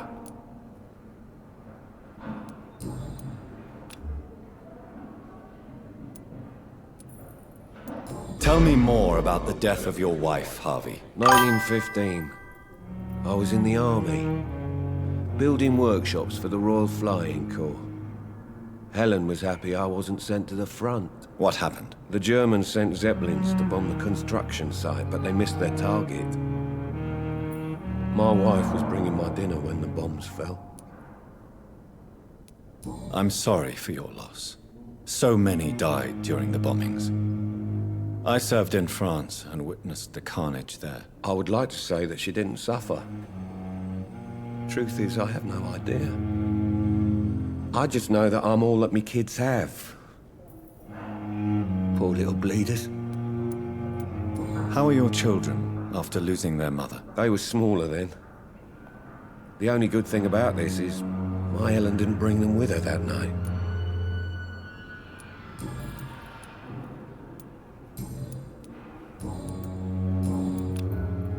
Is there anything else that's bothering you?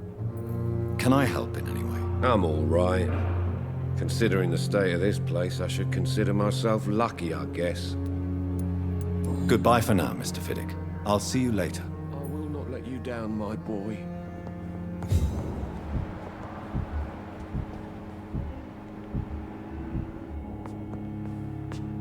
Good evening.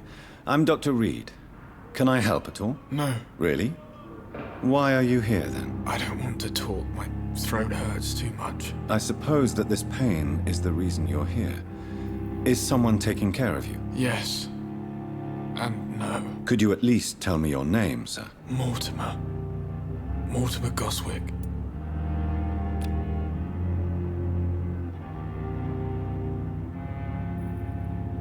Do you need any help? I'm afraid I may, sir. I don't mean to be a burden.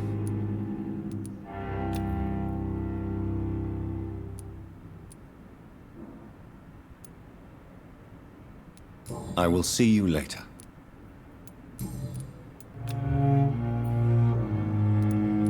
How painful is your throat, Mr. Goswick? So painful I'd rather not talk at all, Doctor. I'll let you get some rest, then. Good evening, sir.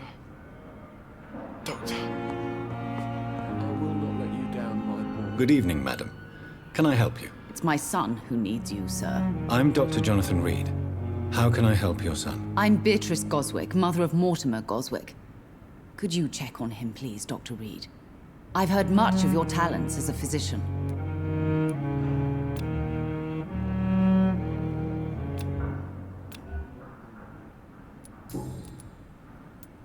What can you tell me about yourself, Mrs. Goswick? Not much to say. Just take care of my Mortimer and I'll cover all the expenses. That's all that matters. May I ask if you have an occupation, Mrs. Goswick? I'm a teacher by profession. I teach young women who are more ambitious about their futures than their families. Are you really that rich? Most of the patients here are of a more humble origin, if I may say so. Yes. Thanks to my husband. May he rest in peace. I can cover any needed medical expenses. What do you think of your reception here? Any complaints? I have had the uttermost reservations about this hospital since we arrived. But we had no other choice, considering the state of emergency. Is there something in particular that's bothering you? Some of the staff were not especially welcoming. I suspect they're not accustomed to dealing with patients of such social standing. Tell me more about your arrival at the Pembroke Hospital. What gave you such a bad first impression? The ambulance driver was quite rude, for a start. And that nurse, Miss Hawkins, seems to have quite a dubious attitude. What do you mean? She managed to secure a bed for my son despite the epidemic. It was a relief, but it wasn't cheap. She charged you for a bed? Yes, and I paid without question, considering the urgency of the situation. I share your concern, Mrs. Goswick. Be sure that I'll talk to the people involved. I don't expect compensation, Dr. Reed. But I'm aware such behavior would not be tolerated in other hospitals.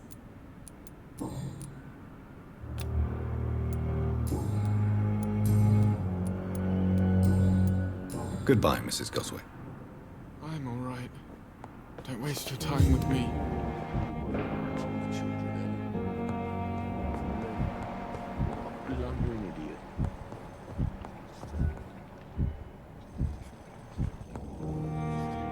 What can I do for you, Doctor?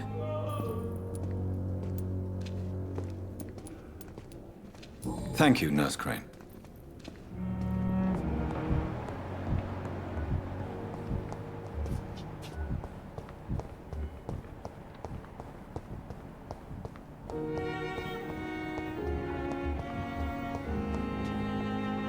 Good evening, Nurse Hawkins. Good evening, Dr. Reed.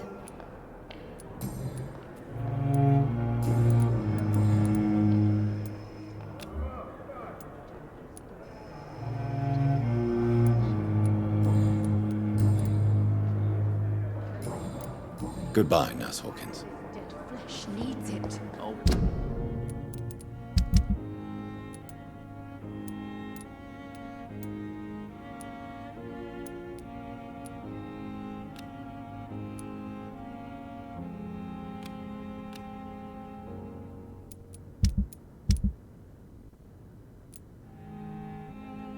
Please spare me, Dark Queen. Spare your obedient slave.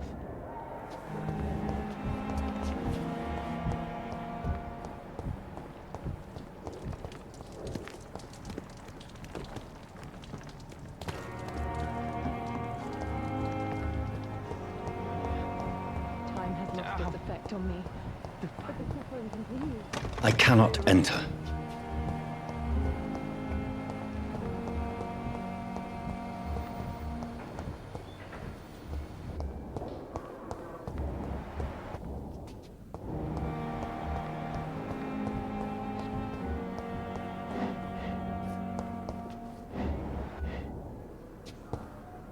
It's locked.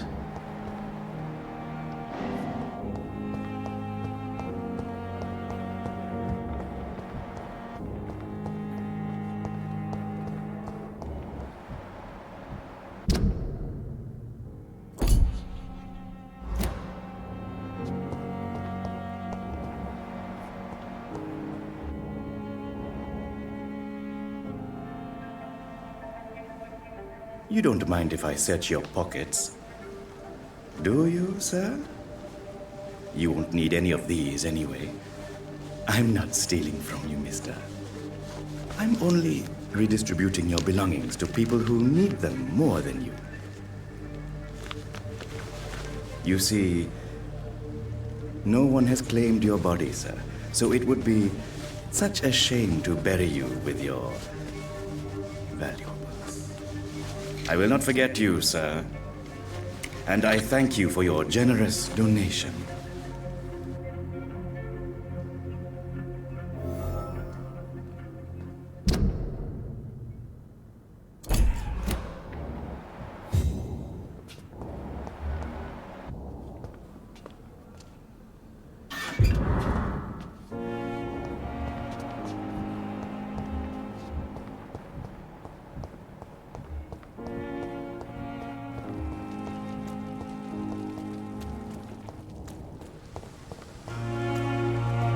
Thelma Howcroft said she was being watched by vampire hunters.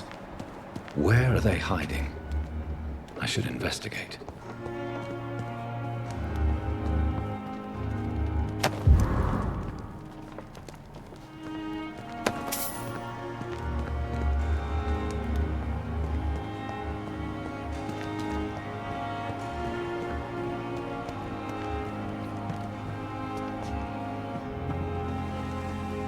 Good evening. I'm Dr. Reed. Always a pleasure to meet a colleague, sir. Especially when he was supposedly dead. A colleague? Are you a doctor too? Not anymore, sir. I used to be Dr. Rakesh Chadana. Now, I'm just Mr. Chadana, pawnbroker and humble guardian of this morgue. What do you mean, you used to be a doctor? Was your license revoked? No, sir. It is just that I like to be precise. I run a little pawn shop while taking care of the dead. But I used to be a real doctor.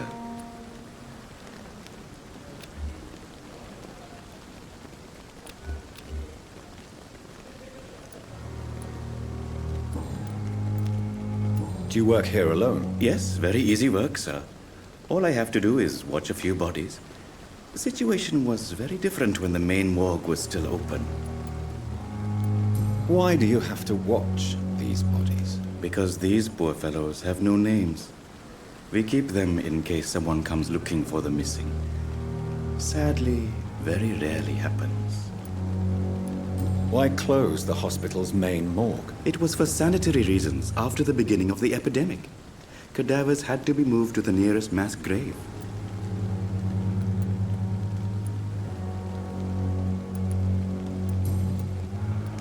Are you afraid or uneasy being surrounded by so many corpses? Why should I? These bodies are empty vessels. Flesh left to decay. Poof. No soul anymore. All gone.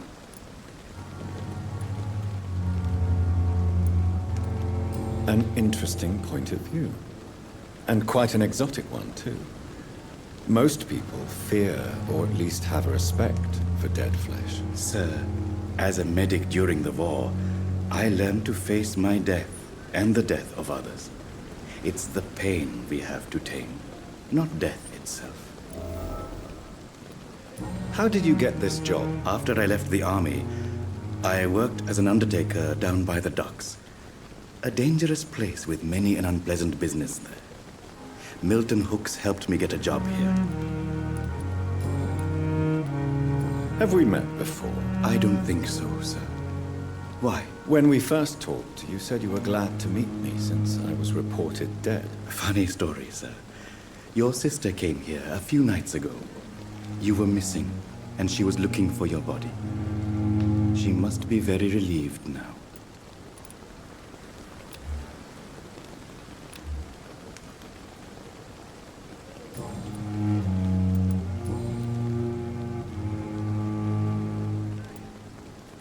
A pawnbroker? I expect you get all types of people here. Yes, sir. All kind of people. For I sell all kind of goods. Who comes here to trade with you? It's very unhygienic, even unsafe. Diseases can spread. For the customers, for the hospital. I'm very cautious, sir. I've been a doctor, remember? And all my clients are good people. In fact, I think I only know good people. What kind of goods? With the quarantine, it's not always easy to buy things. So I trade, I exchange. Some people sell, some others buy. I like to help. Since you're not afraid of dying, do you believe in life after death, Rakesh? No. I believe we must do all the good we can while alive. For our time is short, and the obstacles are endless. Do you think you would enjoy immortality as a concept? I don't think so. Don't mistake me. I love life, and I'd like to live a long life. But everything has to decay, sir. Even goodwill. Do you really believe goodwill cannot last? As I said, sir, everything decays. If I was to never die, goodness, I would be bored or worse. And I like to be helpful, sir. Quite depressing, wouldn't you say? Yes. But the good news is, we'll all die before losing our humanity, sir.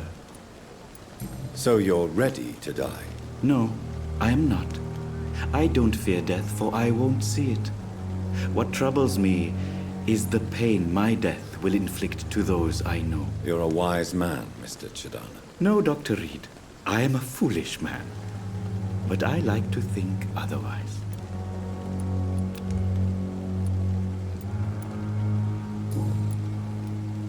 How dare you steal from the dead, Rakesh? Is that what your pawnbrokers is really about? These people are dead, sir. What they possessed could be useful for the living. And I'm sure they would agree if they could speak.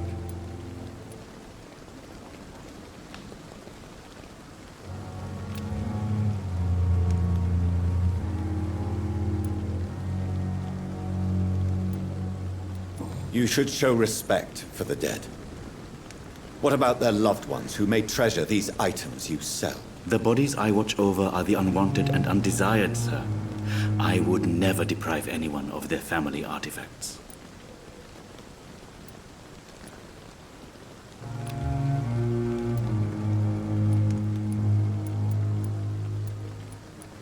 How dare you steal these people? You should... The bodies are...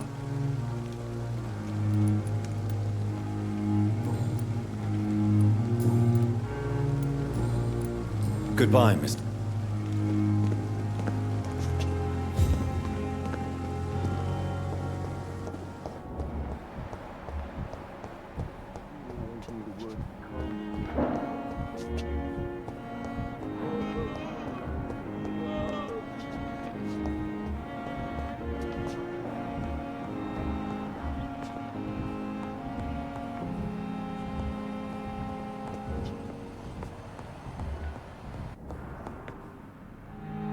Good evening. I'm okay. How painful. So painful. I'm sure you realize a doctor and his patient have to communicate, sir. Would it help if I gave you some paper and a pen? Not really. I see. Then maybe it's not just your throat that hurts, Mr. Goswick. Perhaps your sore throat is just the consequence of something more hurtful. Yes, maybe. But I don't want to talk or even write about it now. Why did your mother have you hospitalized here? She seems convinced this is a bad hospital. My mother just wants the best for me. She won't rest while I'm here. She'd go all the way to hell and back to help me. Pembroke Hospital may look unorthodox, but rest assured, you're in good hands here. It's not me you have to convince, Dr. Reed. It's my mother. Is your mother bothering you? As your doctor, I can ask her to leave you alone if you would prefer. That's tempting, Doctor. But you have no idea what my mother is capable of. She would tie herself to my bed if you asked her to leave.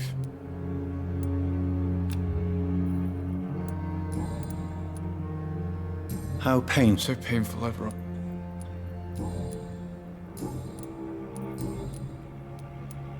Tell me about yourself, Mr. Goswick. I don't want to.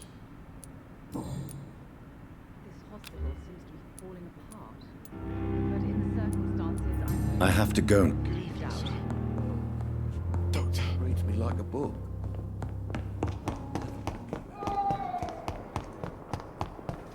Disgust on every street. A daily routine.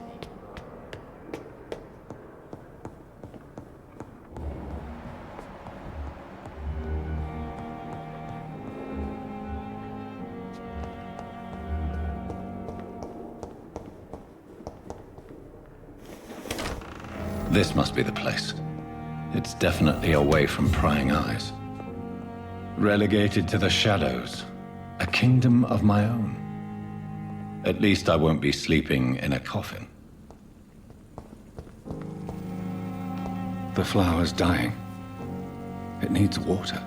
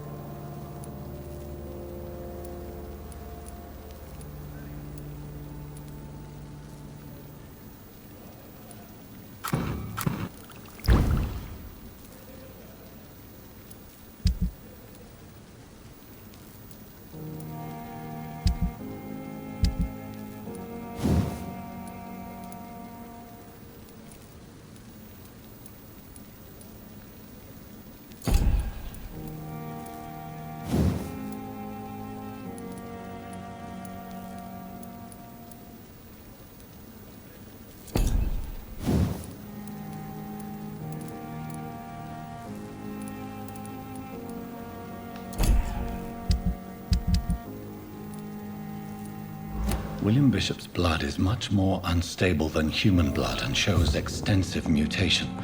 But this is not what happened to me. I must keep on searching. The sun is about to rise. I can feel it. I'll continue tomorrow night.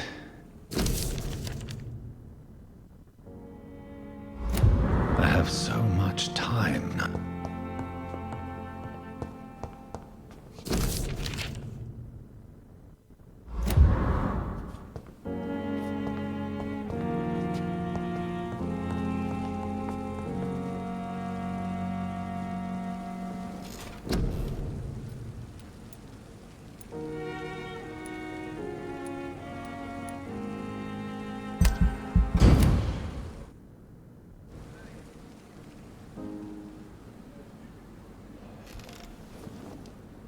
If I'm to stay here until my research is complete, I'd better learn to hide my true nature from the mortals. But what about my thirst for blood?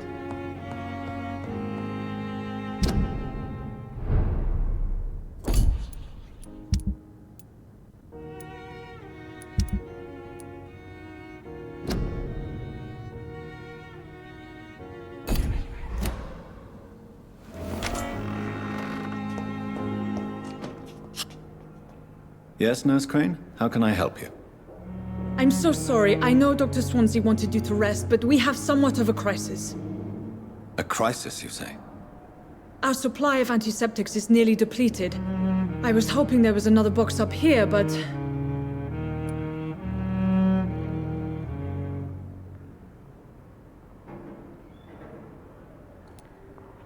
Nurse, this room is off limits, and I'd prefer to keep it that way. Make sure the rest of the staff are so informed. Of course, Doctor. And what about the antiseptics? Or do I inform the staff that you're too busy? I may have a solution. In France, during the war, drugs shortage was a daily problem, and we had to use our wits to overcome the shortages. However do you mean? If combined correctly, certain household chemical products can be used in a pinch instead. Now, where's the hospital storeroom? The storeroom? Fat chance. This is the Pembroke, and space is luxury we don't have. Everything used to be stored in the old morgue. Perhaps I should look there first. Where is this morgue? It's the large building behind the hospital. You'll need to go in the back door because it's been sealed off for sanitary reasons. Take this key. It opens a small back entrance at the end of a narrow street. The abandoned morgue behind the hospital. A small door at the end of a narrow street. On my way, then. Thank you, nurse.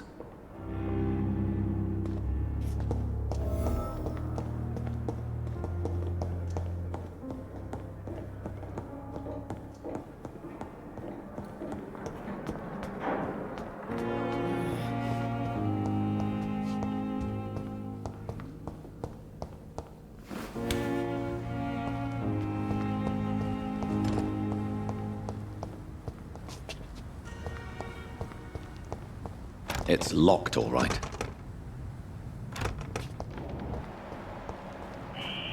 Scowl voices in the garden. I should investigate. If they were to find somebody...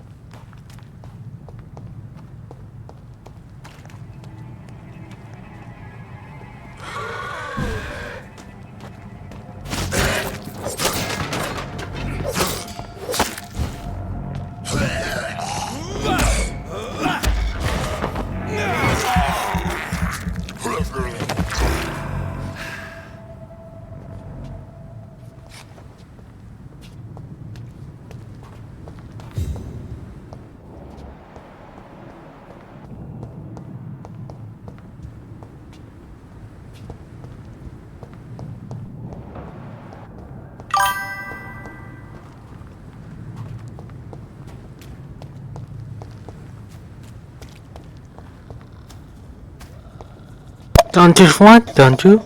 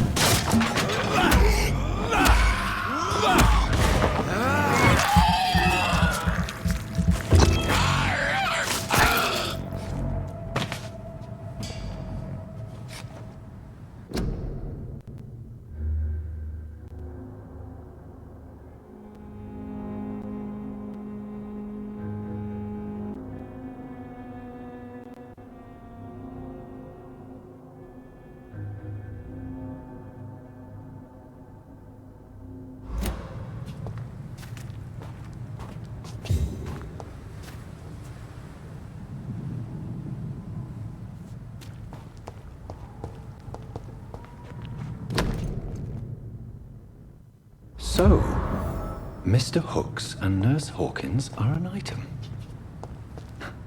Those two have hidden their affections well.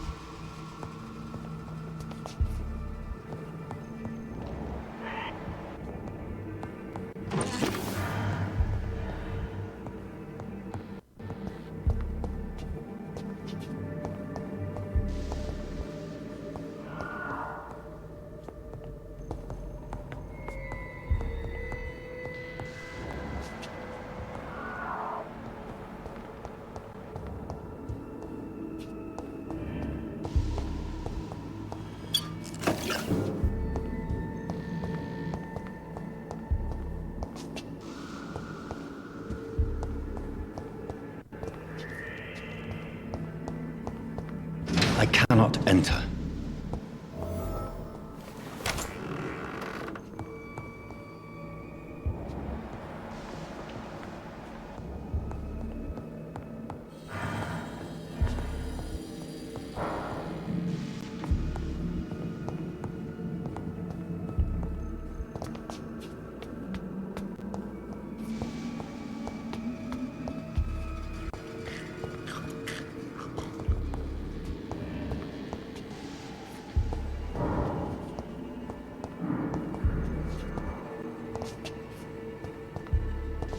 Balls of Mars, fortifiers. As popular as they are ineffective. But they do contain iron tartrate, and that might prove itself useful.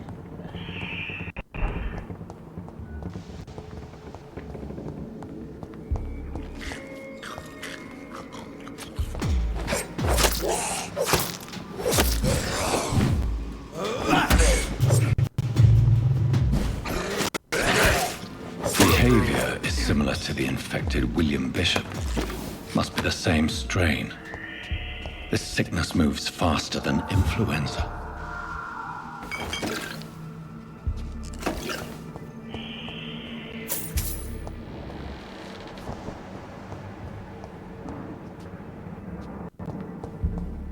It's locked.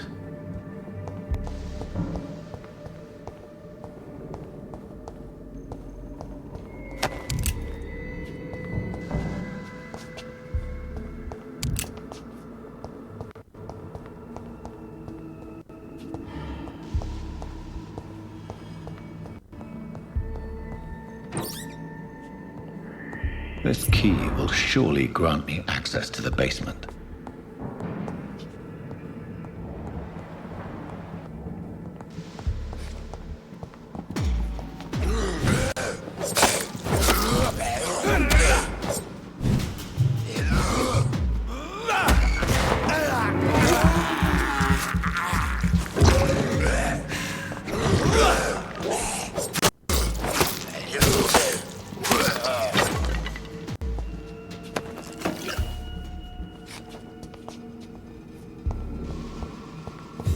I cannot enter.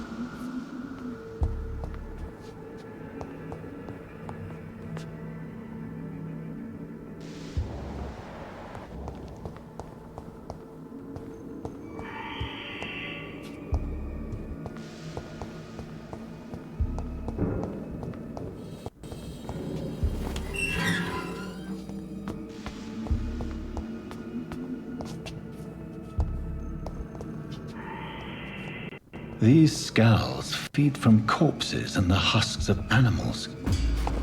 They're not our blood.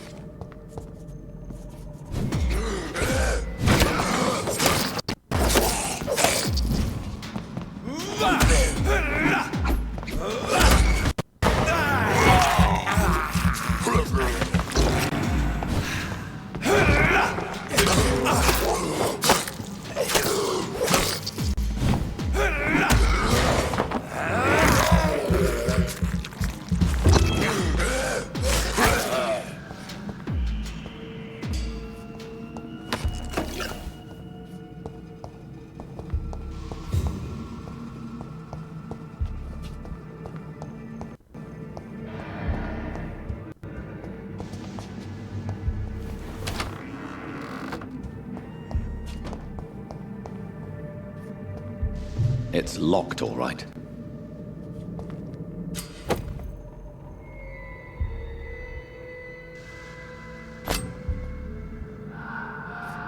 It's locked. Mr. Connor's injuries don't match the report. I'd better look into this. It's locked, all right.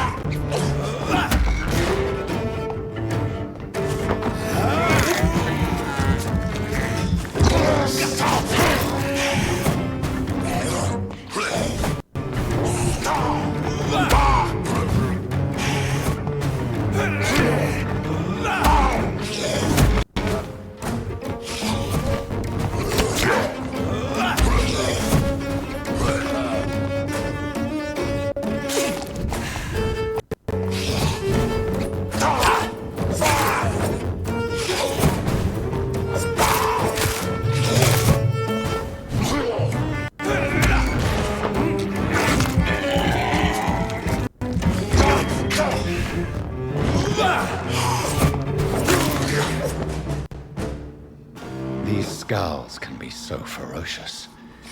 I'm not sure I can defeat them without becoming stronger. To drink blood is so tempting. Sodium hypochlorite. Dangerous to administer, but efficient in the proper dosage.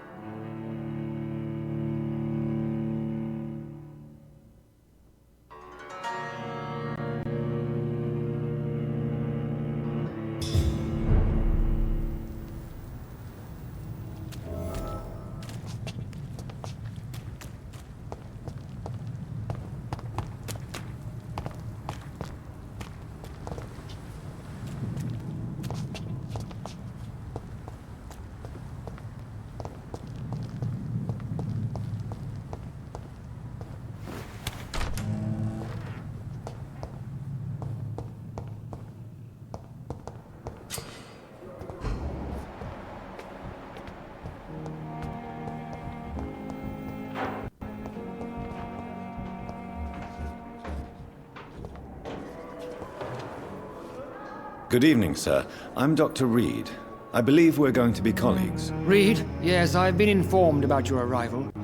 I'm Waverly Ackroyd. Welcome aboard, I suppose. Does my arrival inconvenience you in some way, Dr. Ackroyd? Let us just say that I don't particularly share Dr. Swans's enthusiasm for hiring you. What we need here are reliable professionals, not overrated dabblers. If you have a problem with me, Dr. Ackroyd, please feel free to tell me. Dr. Swansea has imposed your presence on this hospital without asking anyone's advice. The benefit of his position. But I don't agree with it. I know we've never met before, but I believe this hospital could use all the help it can get. You will agree with that, I'm sure. Oh, but I have heard about you, Dr. Reed. Of course, you can't say the same about me. since I have not wasted my time courting the press.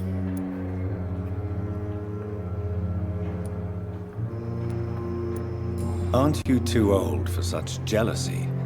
It really won't do you any good, you know. Don't be ridiculous, Dr. Reed. A simple glance is enough for me to know you have nothing for me to envy.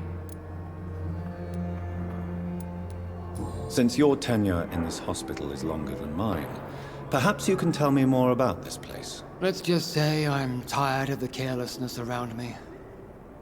I have always respected the skills of Dr. Swansea, but over time his enthusiasm has become displaced. Carelessness?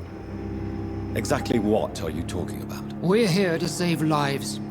The people who trust us are not volunteering for experimentation. They're here to be healed. I don't intend to run any radical experiments, Doctor.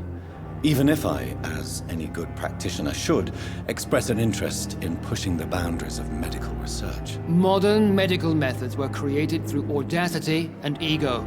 But there are rules in our line of work, and they're here to protect our patients.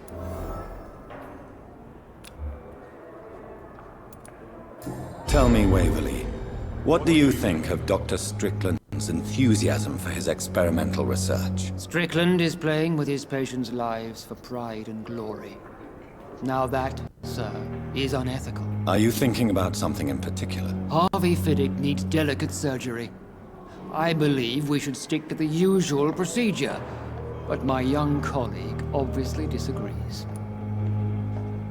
And are you not afraid that your rivalry with Strickland may be blinding you? Rivalry? I guess you could call it that. But I will never be childish enough to let my personal feelings affect my judgment. Why do you wish to lead this surgery? I strongly believe that Mr. Fiddick should not be butchered to test an unproven procedure. I really hope you're right about this, Dr. Ackroyd. I'm trusting your judgment on this. I'm not the kind of man who runs away from his responsibilities, Dr. Reed. There is no need for you to be looking over my shoulder.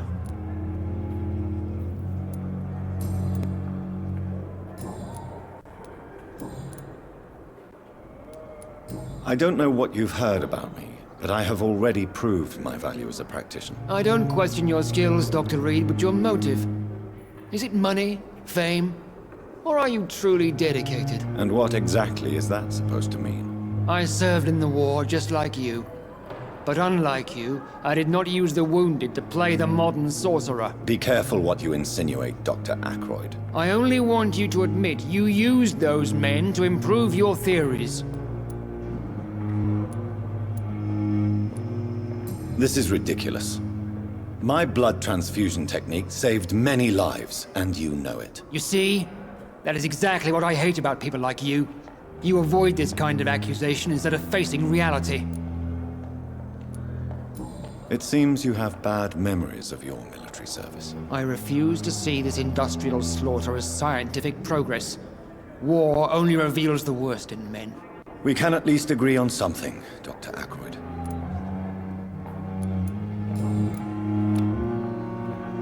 Thank you for your time. We'll talk later.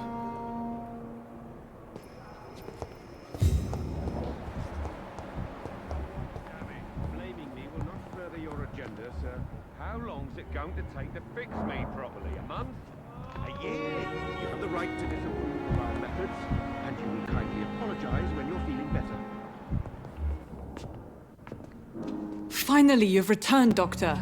Did you find anything of value? Yes, nurse. You've worked your first miracle, Doctor. Now, this patient here needs immediate treatment.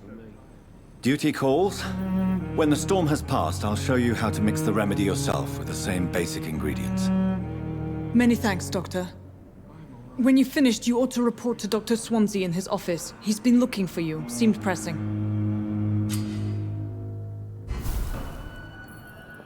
My sweet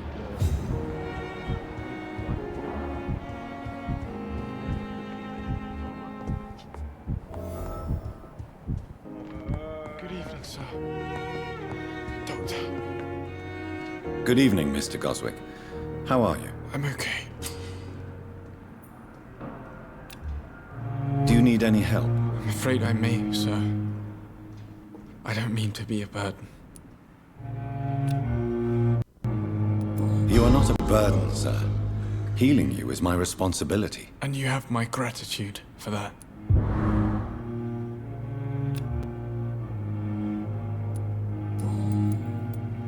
How painful is your throat, Mr. Goswick? So painful, I'd rather.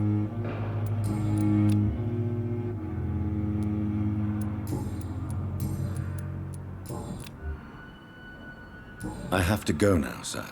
I'm alright. Don't waste your time with me.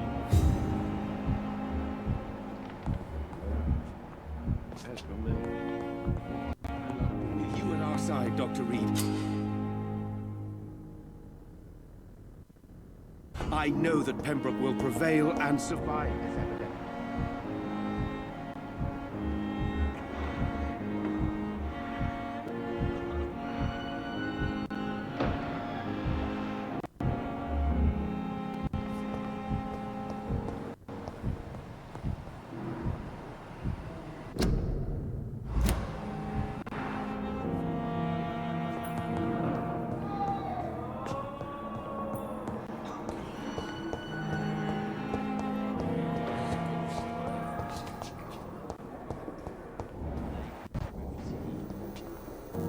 Good evening, Miss Howcroft. I need blood, Doc.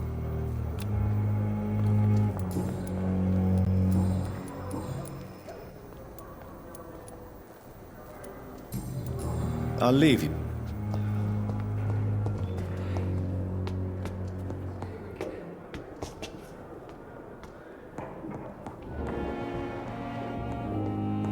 It's locked, all right.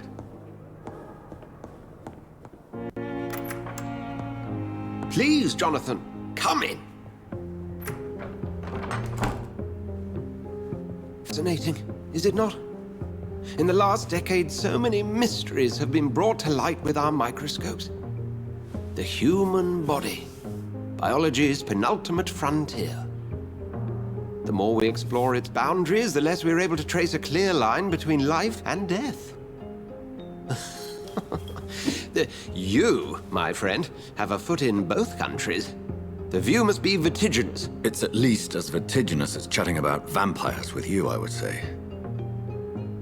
This must be all so new to you. This area of town, the hospital, a brand new life. How stimulating it must be. I wish I could share your enthusiasm, Dr. Swansea, but my condition defies scientific categorization. Undead? Unalive? Immortality defies logic.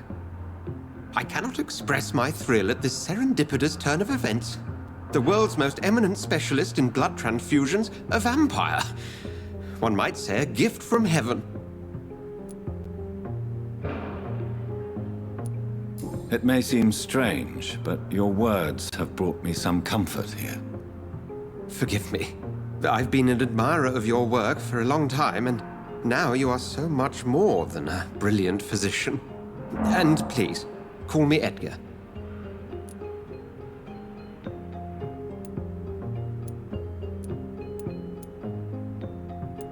There is no need to apologize, Edgar. You offered me sanctuary when I had none. Very well. I have a task for you, Jonathan. Something that will require all your newfound skills. Please, go on. The Pembroke only survives through the generosity of our benefactors. Unfortunately, our main donor has found herself in a bit of a bind. Now, if you could help her out... A spokesman or politician is what you need. That's not my calling. And until I come to understand what has happened to me, I require discretion. Discretion is in order, Jonathan. Lady Ashbury has recently received rather indelicate correspondence that, if revealed, would jeopardize her position. And you would like me to eradicate this threat? By the stole, of course not. I would just like you to pay her a visit. Her ladyship is certainly near the tents outside, tending the sick. You can't miss her. Look for someone impossibly delicate. Accepted. I'll see what kind of trouble Lady Ashbury is in.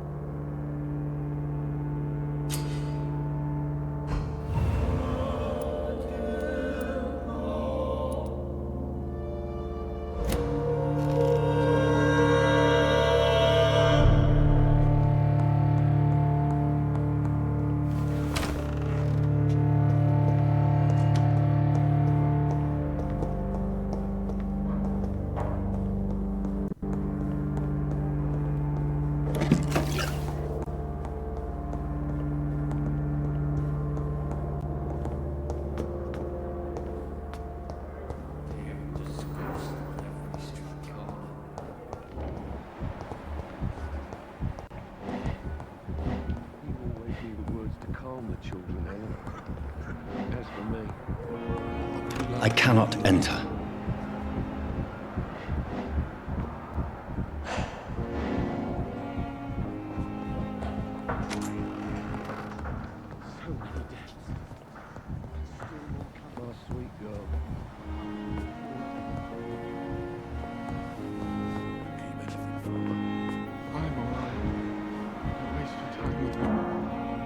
Good evening, Mr. Goswick. How are you? I'm okay. Have you heard rumors about blackmail in this hospital? No. How painful is your throat, Mr. Goswick? So painful I'd rather not talk at all, Doctor.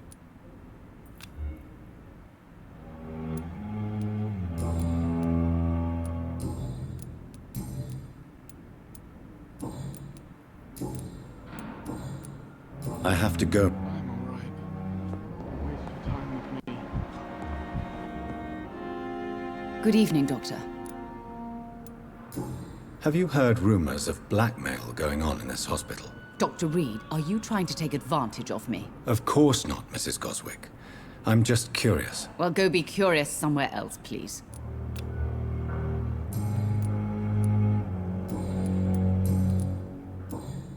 Goodbye, Mrs. Good evening, sir. Words to calm the children, Ellen. As for me,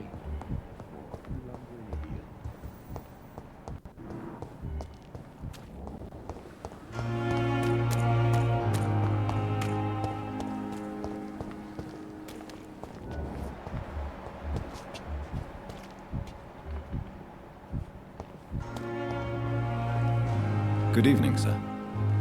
So it is true. The famous Dr. Reed has joined us. I can't think of any better news during these terrible times. Do we know each other? Actually, yes. We met once before, at the Rockefeller University in New York. Dr. Tippett, yes, I remember. I was assisting Professor Carell in his research about coronary bypasses. He had nothing but praise for you. He was also very confident about your future. And look at you now. Eminent surgeon and blood transfusion specialist. Have you heard of any underhand dealings going on in this hospital? I have no time for such triviality, my dear colleague. We're here to save lives.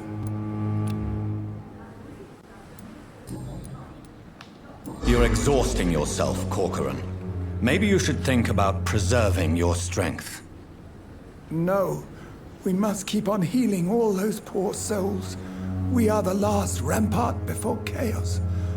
Once more unto the breach. Nurse Brannigan is worried about you, Doctor. She should not have told you that. I will have a word with her. You don't have to blame her for her honesty. I'm not that kind of man, my dear Jonathan. Actually, Nurse Brannigan's opinion is the only one I may listen to. What is the Pembroke Hospital situation? And please, speak freely. This hospital is not exactly the best of London. I'm sure you are used to working in a better environment. It's more than enough. In any case, the personnel of a hospital are much more important to me than the building. Don't be misled by appearances, Dr. Reed. This hospital does not lack talented people. It just lacks hope. What can you tell me about the staff in the hospital? Some are really good, and others are not so good. But during this troubled period, there is no time for slander. I prefer to focus on the positive character traits. Any opinion about the management? I don't always agree with Dr. Swansea's reserve, but I must admit he does all he can to keep this facility running during this crisis. Ah, yes, the burden of command. I was fed up with this concept while serving as a medical officer. Don't get me wrong. Swansea's a good administrator. I just wish he would get out of his office now and again. Tell me more about cherished people, then. Nurse Brannigan is a pearl. She is the most helpful and dedicated nurse I've ever worked with. A clever and cheerful woman. You really seem to admire her skills. I'll go even further. If she was a man, she would be a damn fine practitioner.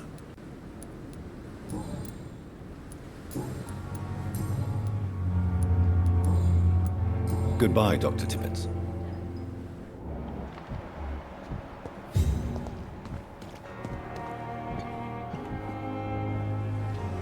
Good evening, Nurse Brannigan. Good evening, Doctor.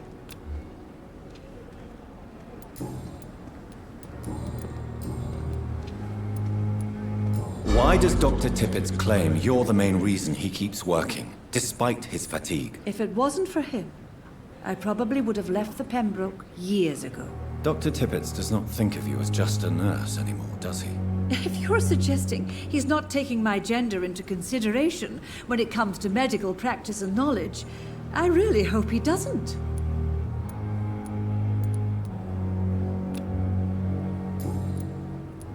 Goodbye, nurse. Call...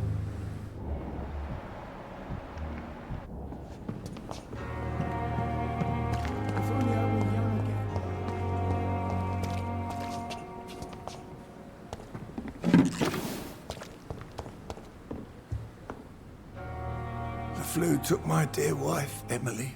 I take comfort knowing we'll soon be together again. Mr. Rainfield, that's no way to talk. You're in good hands here, and we'll be up again soon enough.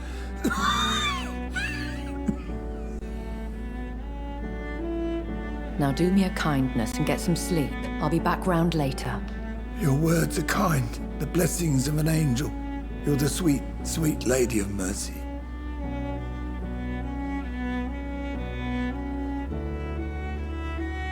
Good evening, Dr. Reed. It's a pleasure to see you again. You seem surprised. Dr. Swansea has brought me up to speed concerning your recent appointment to Pembroke Hospital. You're a the lady who saved me that night, before vanishing into thin air. I remember you from the pub with Dr. Swansea. Indeed. Allow me to introduce myself formally this time. My name is Lady Ashbury. I remember you well, in spite of the brevity of our encounter.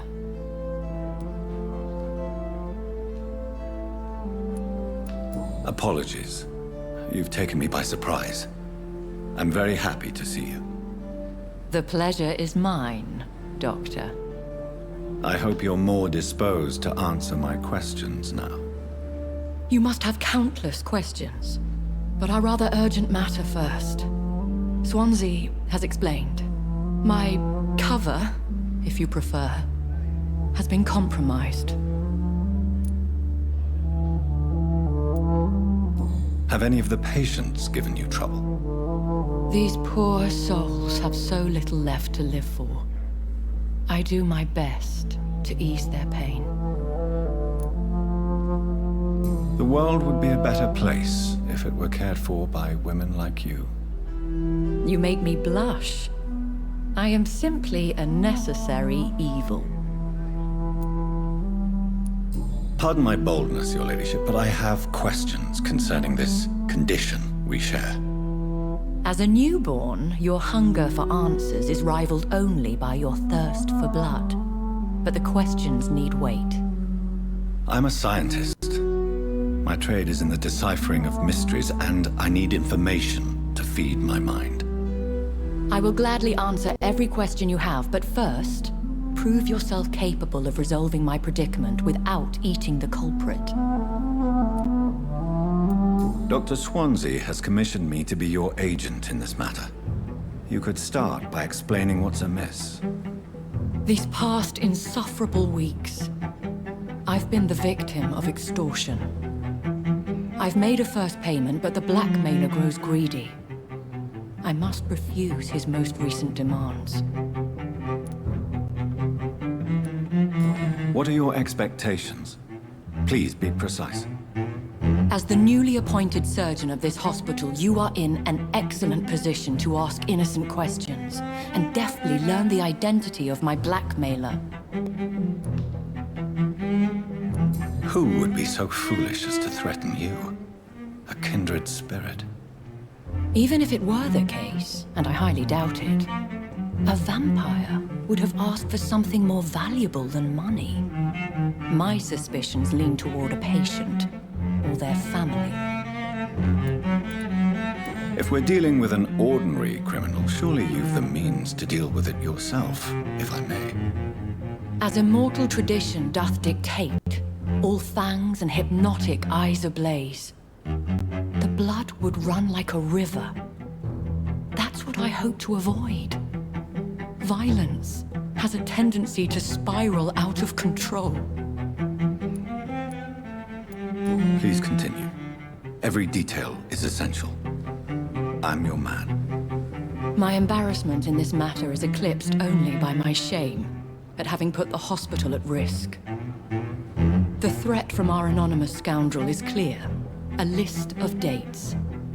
My visits coinciding with the dates of suspicious patient deaths due to massive blood loss. I'll take care of it. Do you know where I should start? If that was the case, I'd settle the matter myself. You could talk to our local gossip, Harriet Jones. Not a pin drops here without her hearing about it. I'll meet that woman now. My life, as others know, is in your hands, Dr. Reed. I'm sure of your discretion, but I do fear your powers of persuasion will be put to the test. When this is resolved, I'll be your obligé. I'll answer all questions in regards of your condition.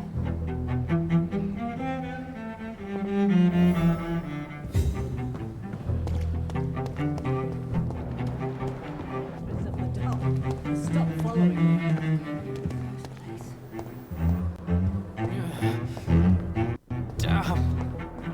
The pain. Simpletons, these nurses. Bred with no respect. What is this? Who are you? Get out of my room. There's no need for alarm, madam. I'm Dr. Reed, the new surgeon. Preposterous. Dr. Reed, you say? I don't want some bumbling intern. Where's Dr. Swansea? Please, calm down, madam. I assure you that I am highly qualified. I'm just back from war duty. How brave. Threatening an old defenseless woman. You know how long I've been a patient here? You've picked the wrong fight. I'm Harriet Jones. Harriet Jones? Indeed. I've been meaning to have a chat with you. You know what goes on here better than any other patient, I gather. Oh, better than any patient, nurse or doctor. I've seen so many vile undertakings. I heard there have been some despicable goings-on. Was there a case of blackmail? Blackmail? Wait. You're investigating something. This isn't a social call. One of those incompetent cunts slit a poor sod's vein. If I didn't know better, Miss Jones, I'd be inclined to say you enjoy this type of idle gossip. God's honest truth, Doctor. It's just the way it is here. Most of these bitches would let you freeze to death before getting you a blanket. You seem to know more about the goings-on here than anyone else. Beware, Miss Jones, in case suspicion should fall on you. That's it. Blame the old and infirm. I see those little bitches' greedy little eyes. Just waiting for me to pop off, they are. I assure you, madam, this is not an investigation into a possible medical error. Debauchery, then? Nurses Crane, Hawkins, Brannigans, whores, all of them. They can't keep their legs shut. I've seen them scratching slutty sores. Really? Well, if you have irrefutable proof, I'll not have the staff behaving in such a manner here. This is your business, Doctor, not mine. But I swear one of the nurses is cavorting with some man on hospital hours. Thank you for your time, Miss Jones. You've given me something to go on. See you on the next round.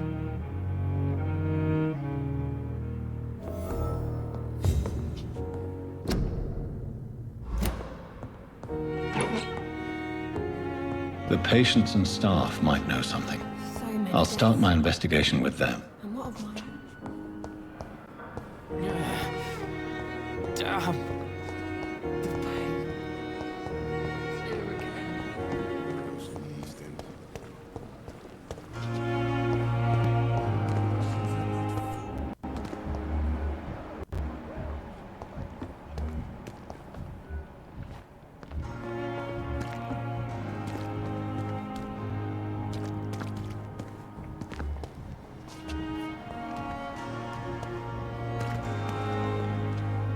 Good evening, Nurse Brannigan. Good evening, Doctor.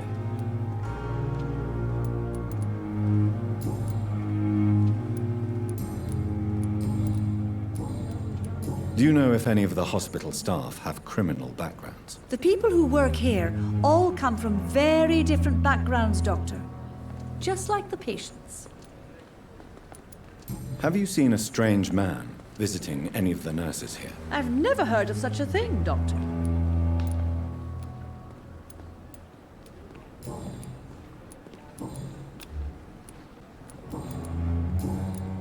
Goodbye, nurse. Call It's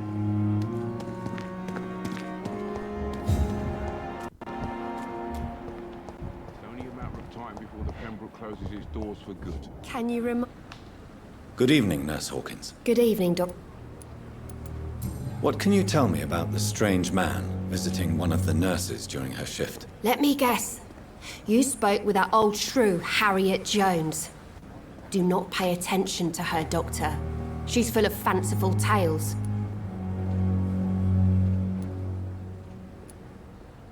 No matter how you feel about her, Miss Jones deserves our help. Who says I don't care for her? Hate is what keeps that old crone alive. She could have been telling the truth about the mysterious man. That old witch will end up in hell soon enough.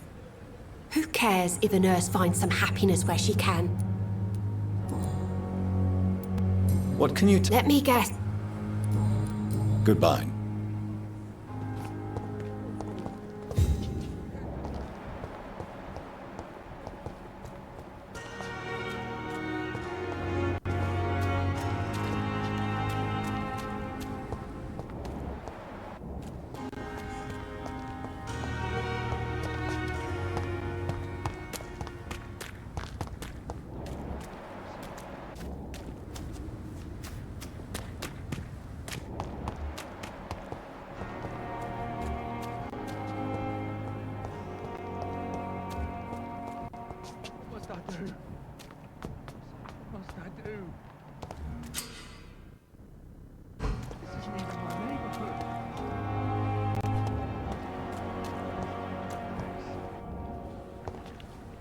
Please, sir.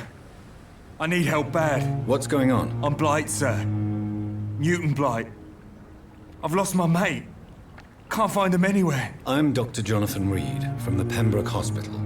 Please, calm down and give me more details. Oswald and myself were both infantry, sir. We were en route for the hospital, but... well, we had a disagreement. And Oswald ran off towards the canal. How long have you been searching for him? I can't go there. Too many rats by the water. Fucking rats. Can't stand them since the war, sir. Can't stand them at all. Don't be ashamed, Mr. Blight. Many soldiers who survived the trenches suffer from musophobia. I'll see what I can do for your friend. This is a dangerous part of town. What are you doing here? We were looking for the Pembroke Hospital. We both need help. Treatment, I mean. To get some sleep. Just need to feel better, sir. What can you tell me about yourself? I'm Oswald's best friend. We served in the same regiment, sir. We've taken care of each other since we came back from the front. What can you tell me about your friend? His name is Oswald Thatcher. We survived the war together. Oswald is... nervous and quite fragile since we came back from the war. Where was your friend the last time you saw him? He went down by the canal.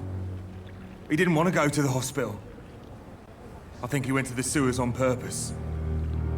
So I couldn't go after him. I have all the information I need for now. If I find anything out about your friend, I'll let you know as soon as I can. Thank you, Dr. Reed.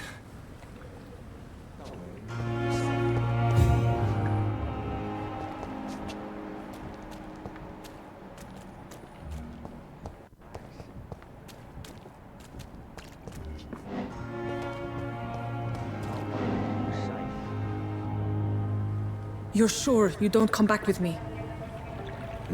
I have to see someone at the hospital. Be careful. You look so bad they may keep you as a patient.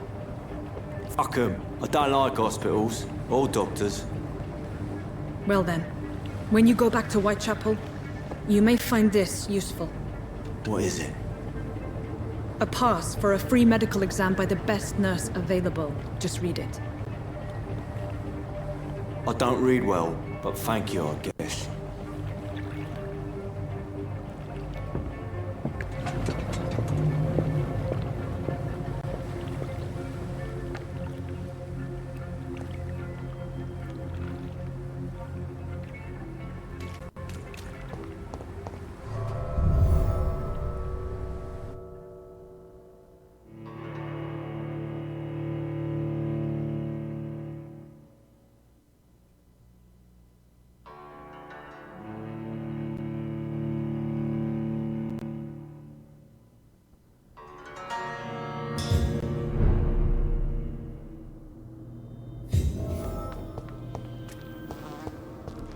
He's locked the door behind him. I need to find another way to follow him.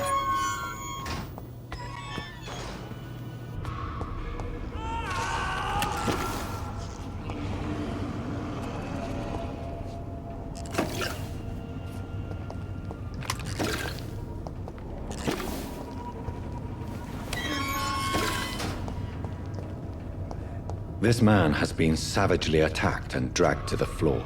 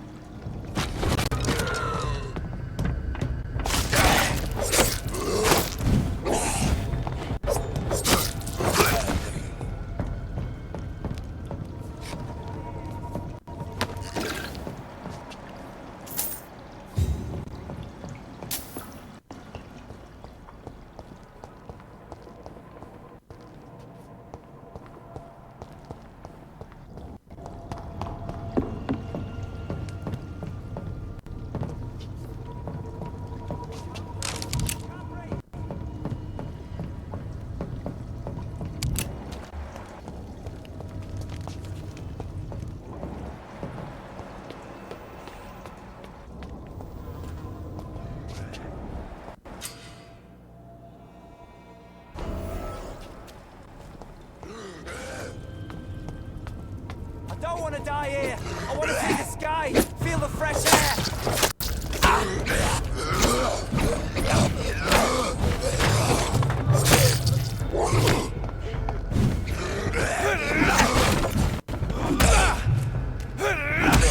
Can't breathe. Can't breathe.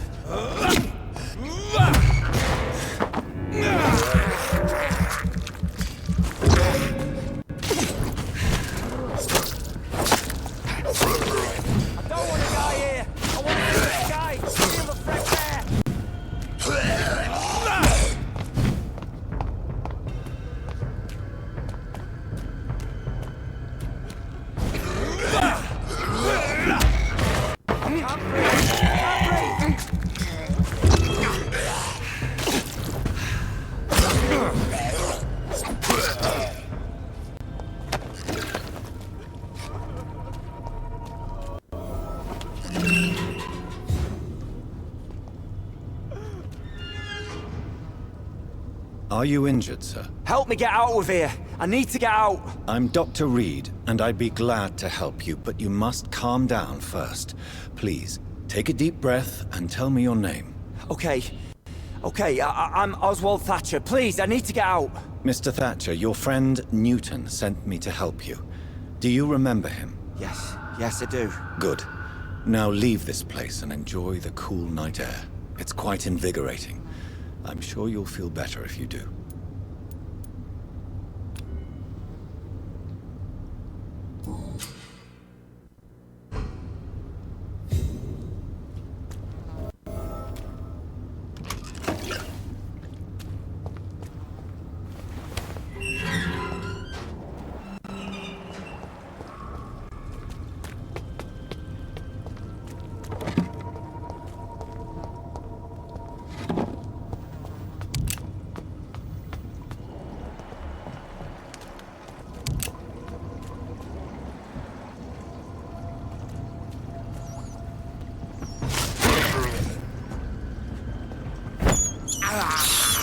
I can't believe I'm doing this.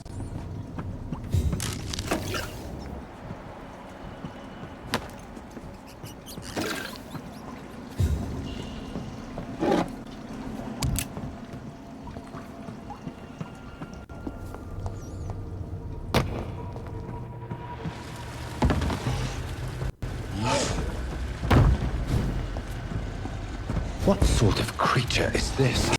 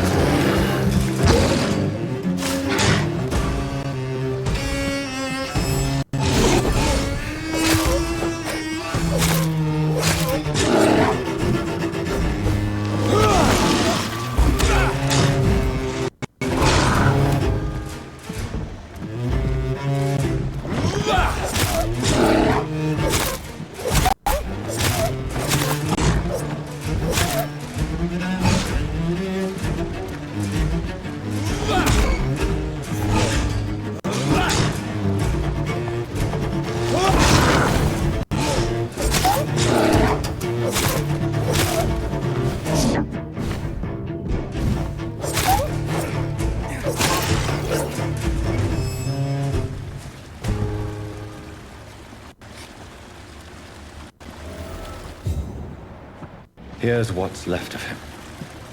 Not a lot to check, but I should anyway. Some voucher for a free checkup in Whitechapel. What is Nurse Crane up to? I really must find her.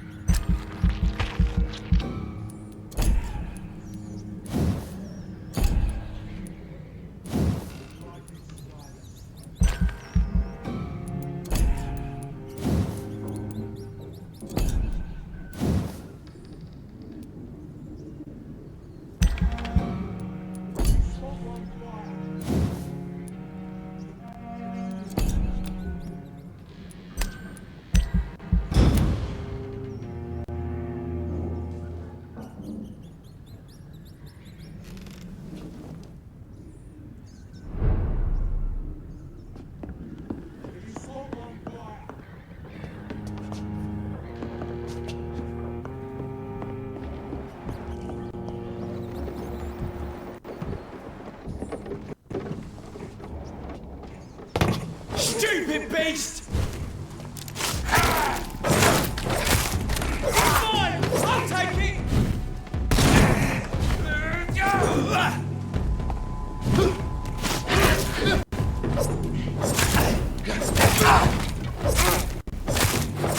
mine, vermin!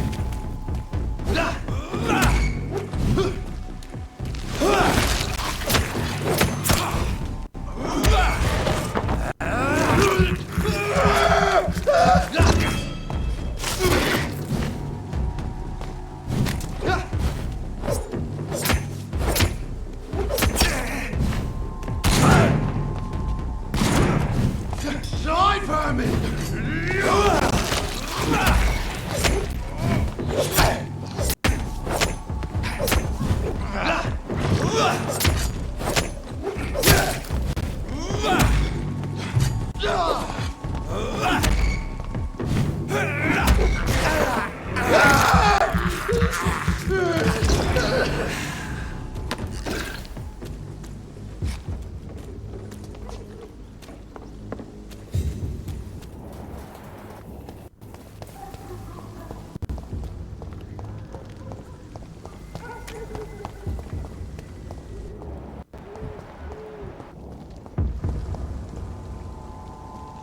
A leech!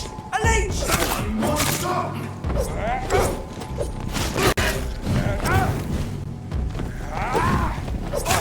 Die, vermin!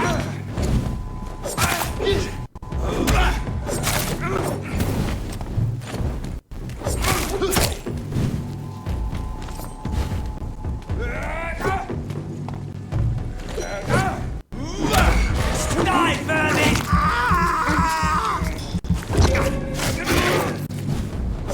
We have to stop it!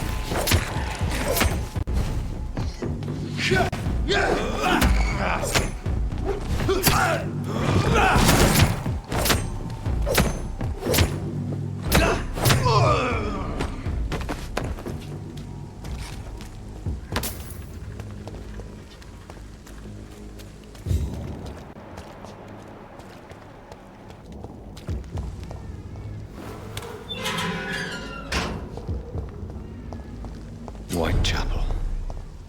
This neighborhood is linked somehow to the kind Lady Ashbury's blackmail. First, let's find this Petrescu fellow.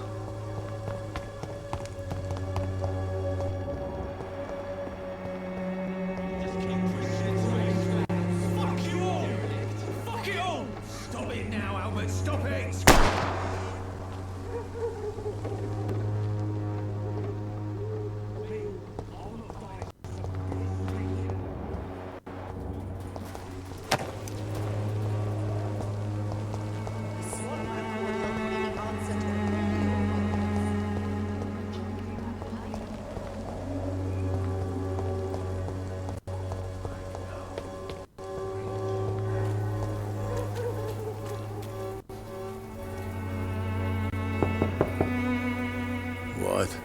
What do you want? Leave me alone. Good evening, sir. I'm Dr. Reed. I'm looking for Nurse Dorothy Crane. There is no Dorothy Crane here. Now goodbye. I'm afraid this medical leaflet says the opposite, sir. Really? Well, I'm afraid I'm going to close this door right now. Go bother someone else, Mr. Doctor. To enter that house, I must discover who this man really is. Maybe I could start by observing what he's up to.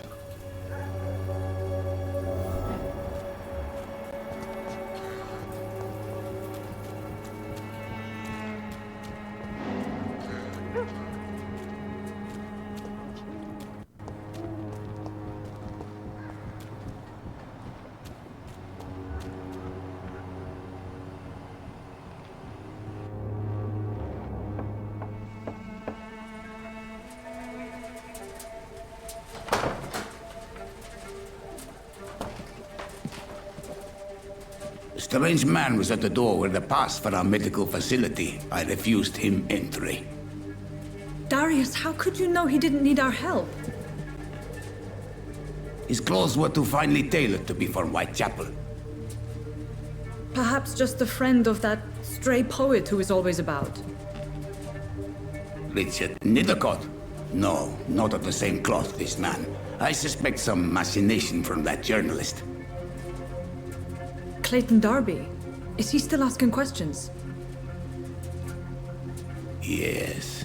I saw him drifting around St. Mary's Church.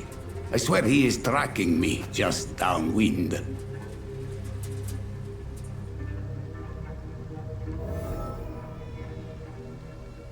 I must talk to that journalist or the poet.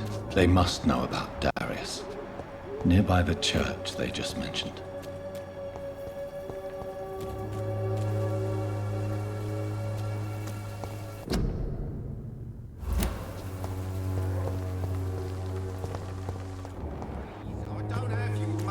Come on, Barrett, you know the game. You pay for peace of mind. Can't you just look the other way this week, Joe? Come on, we can sort it out.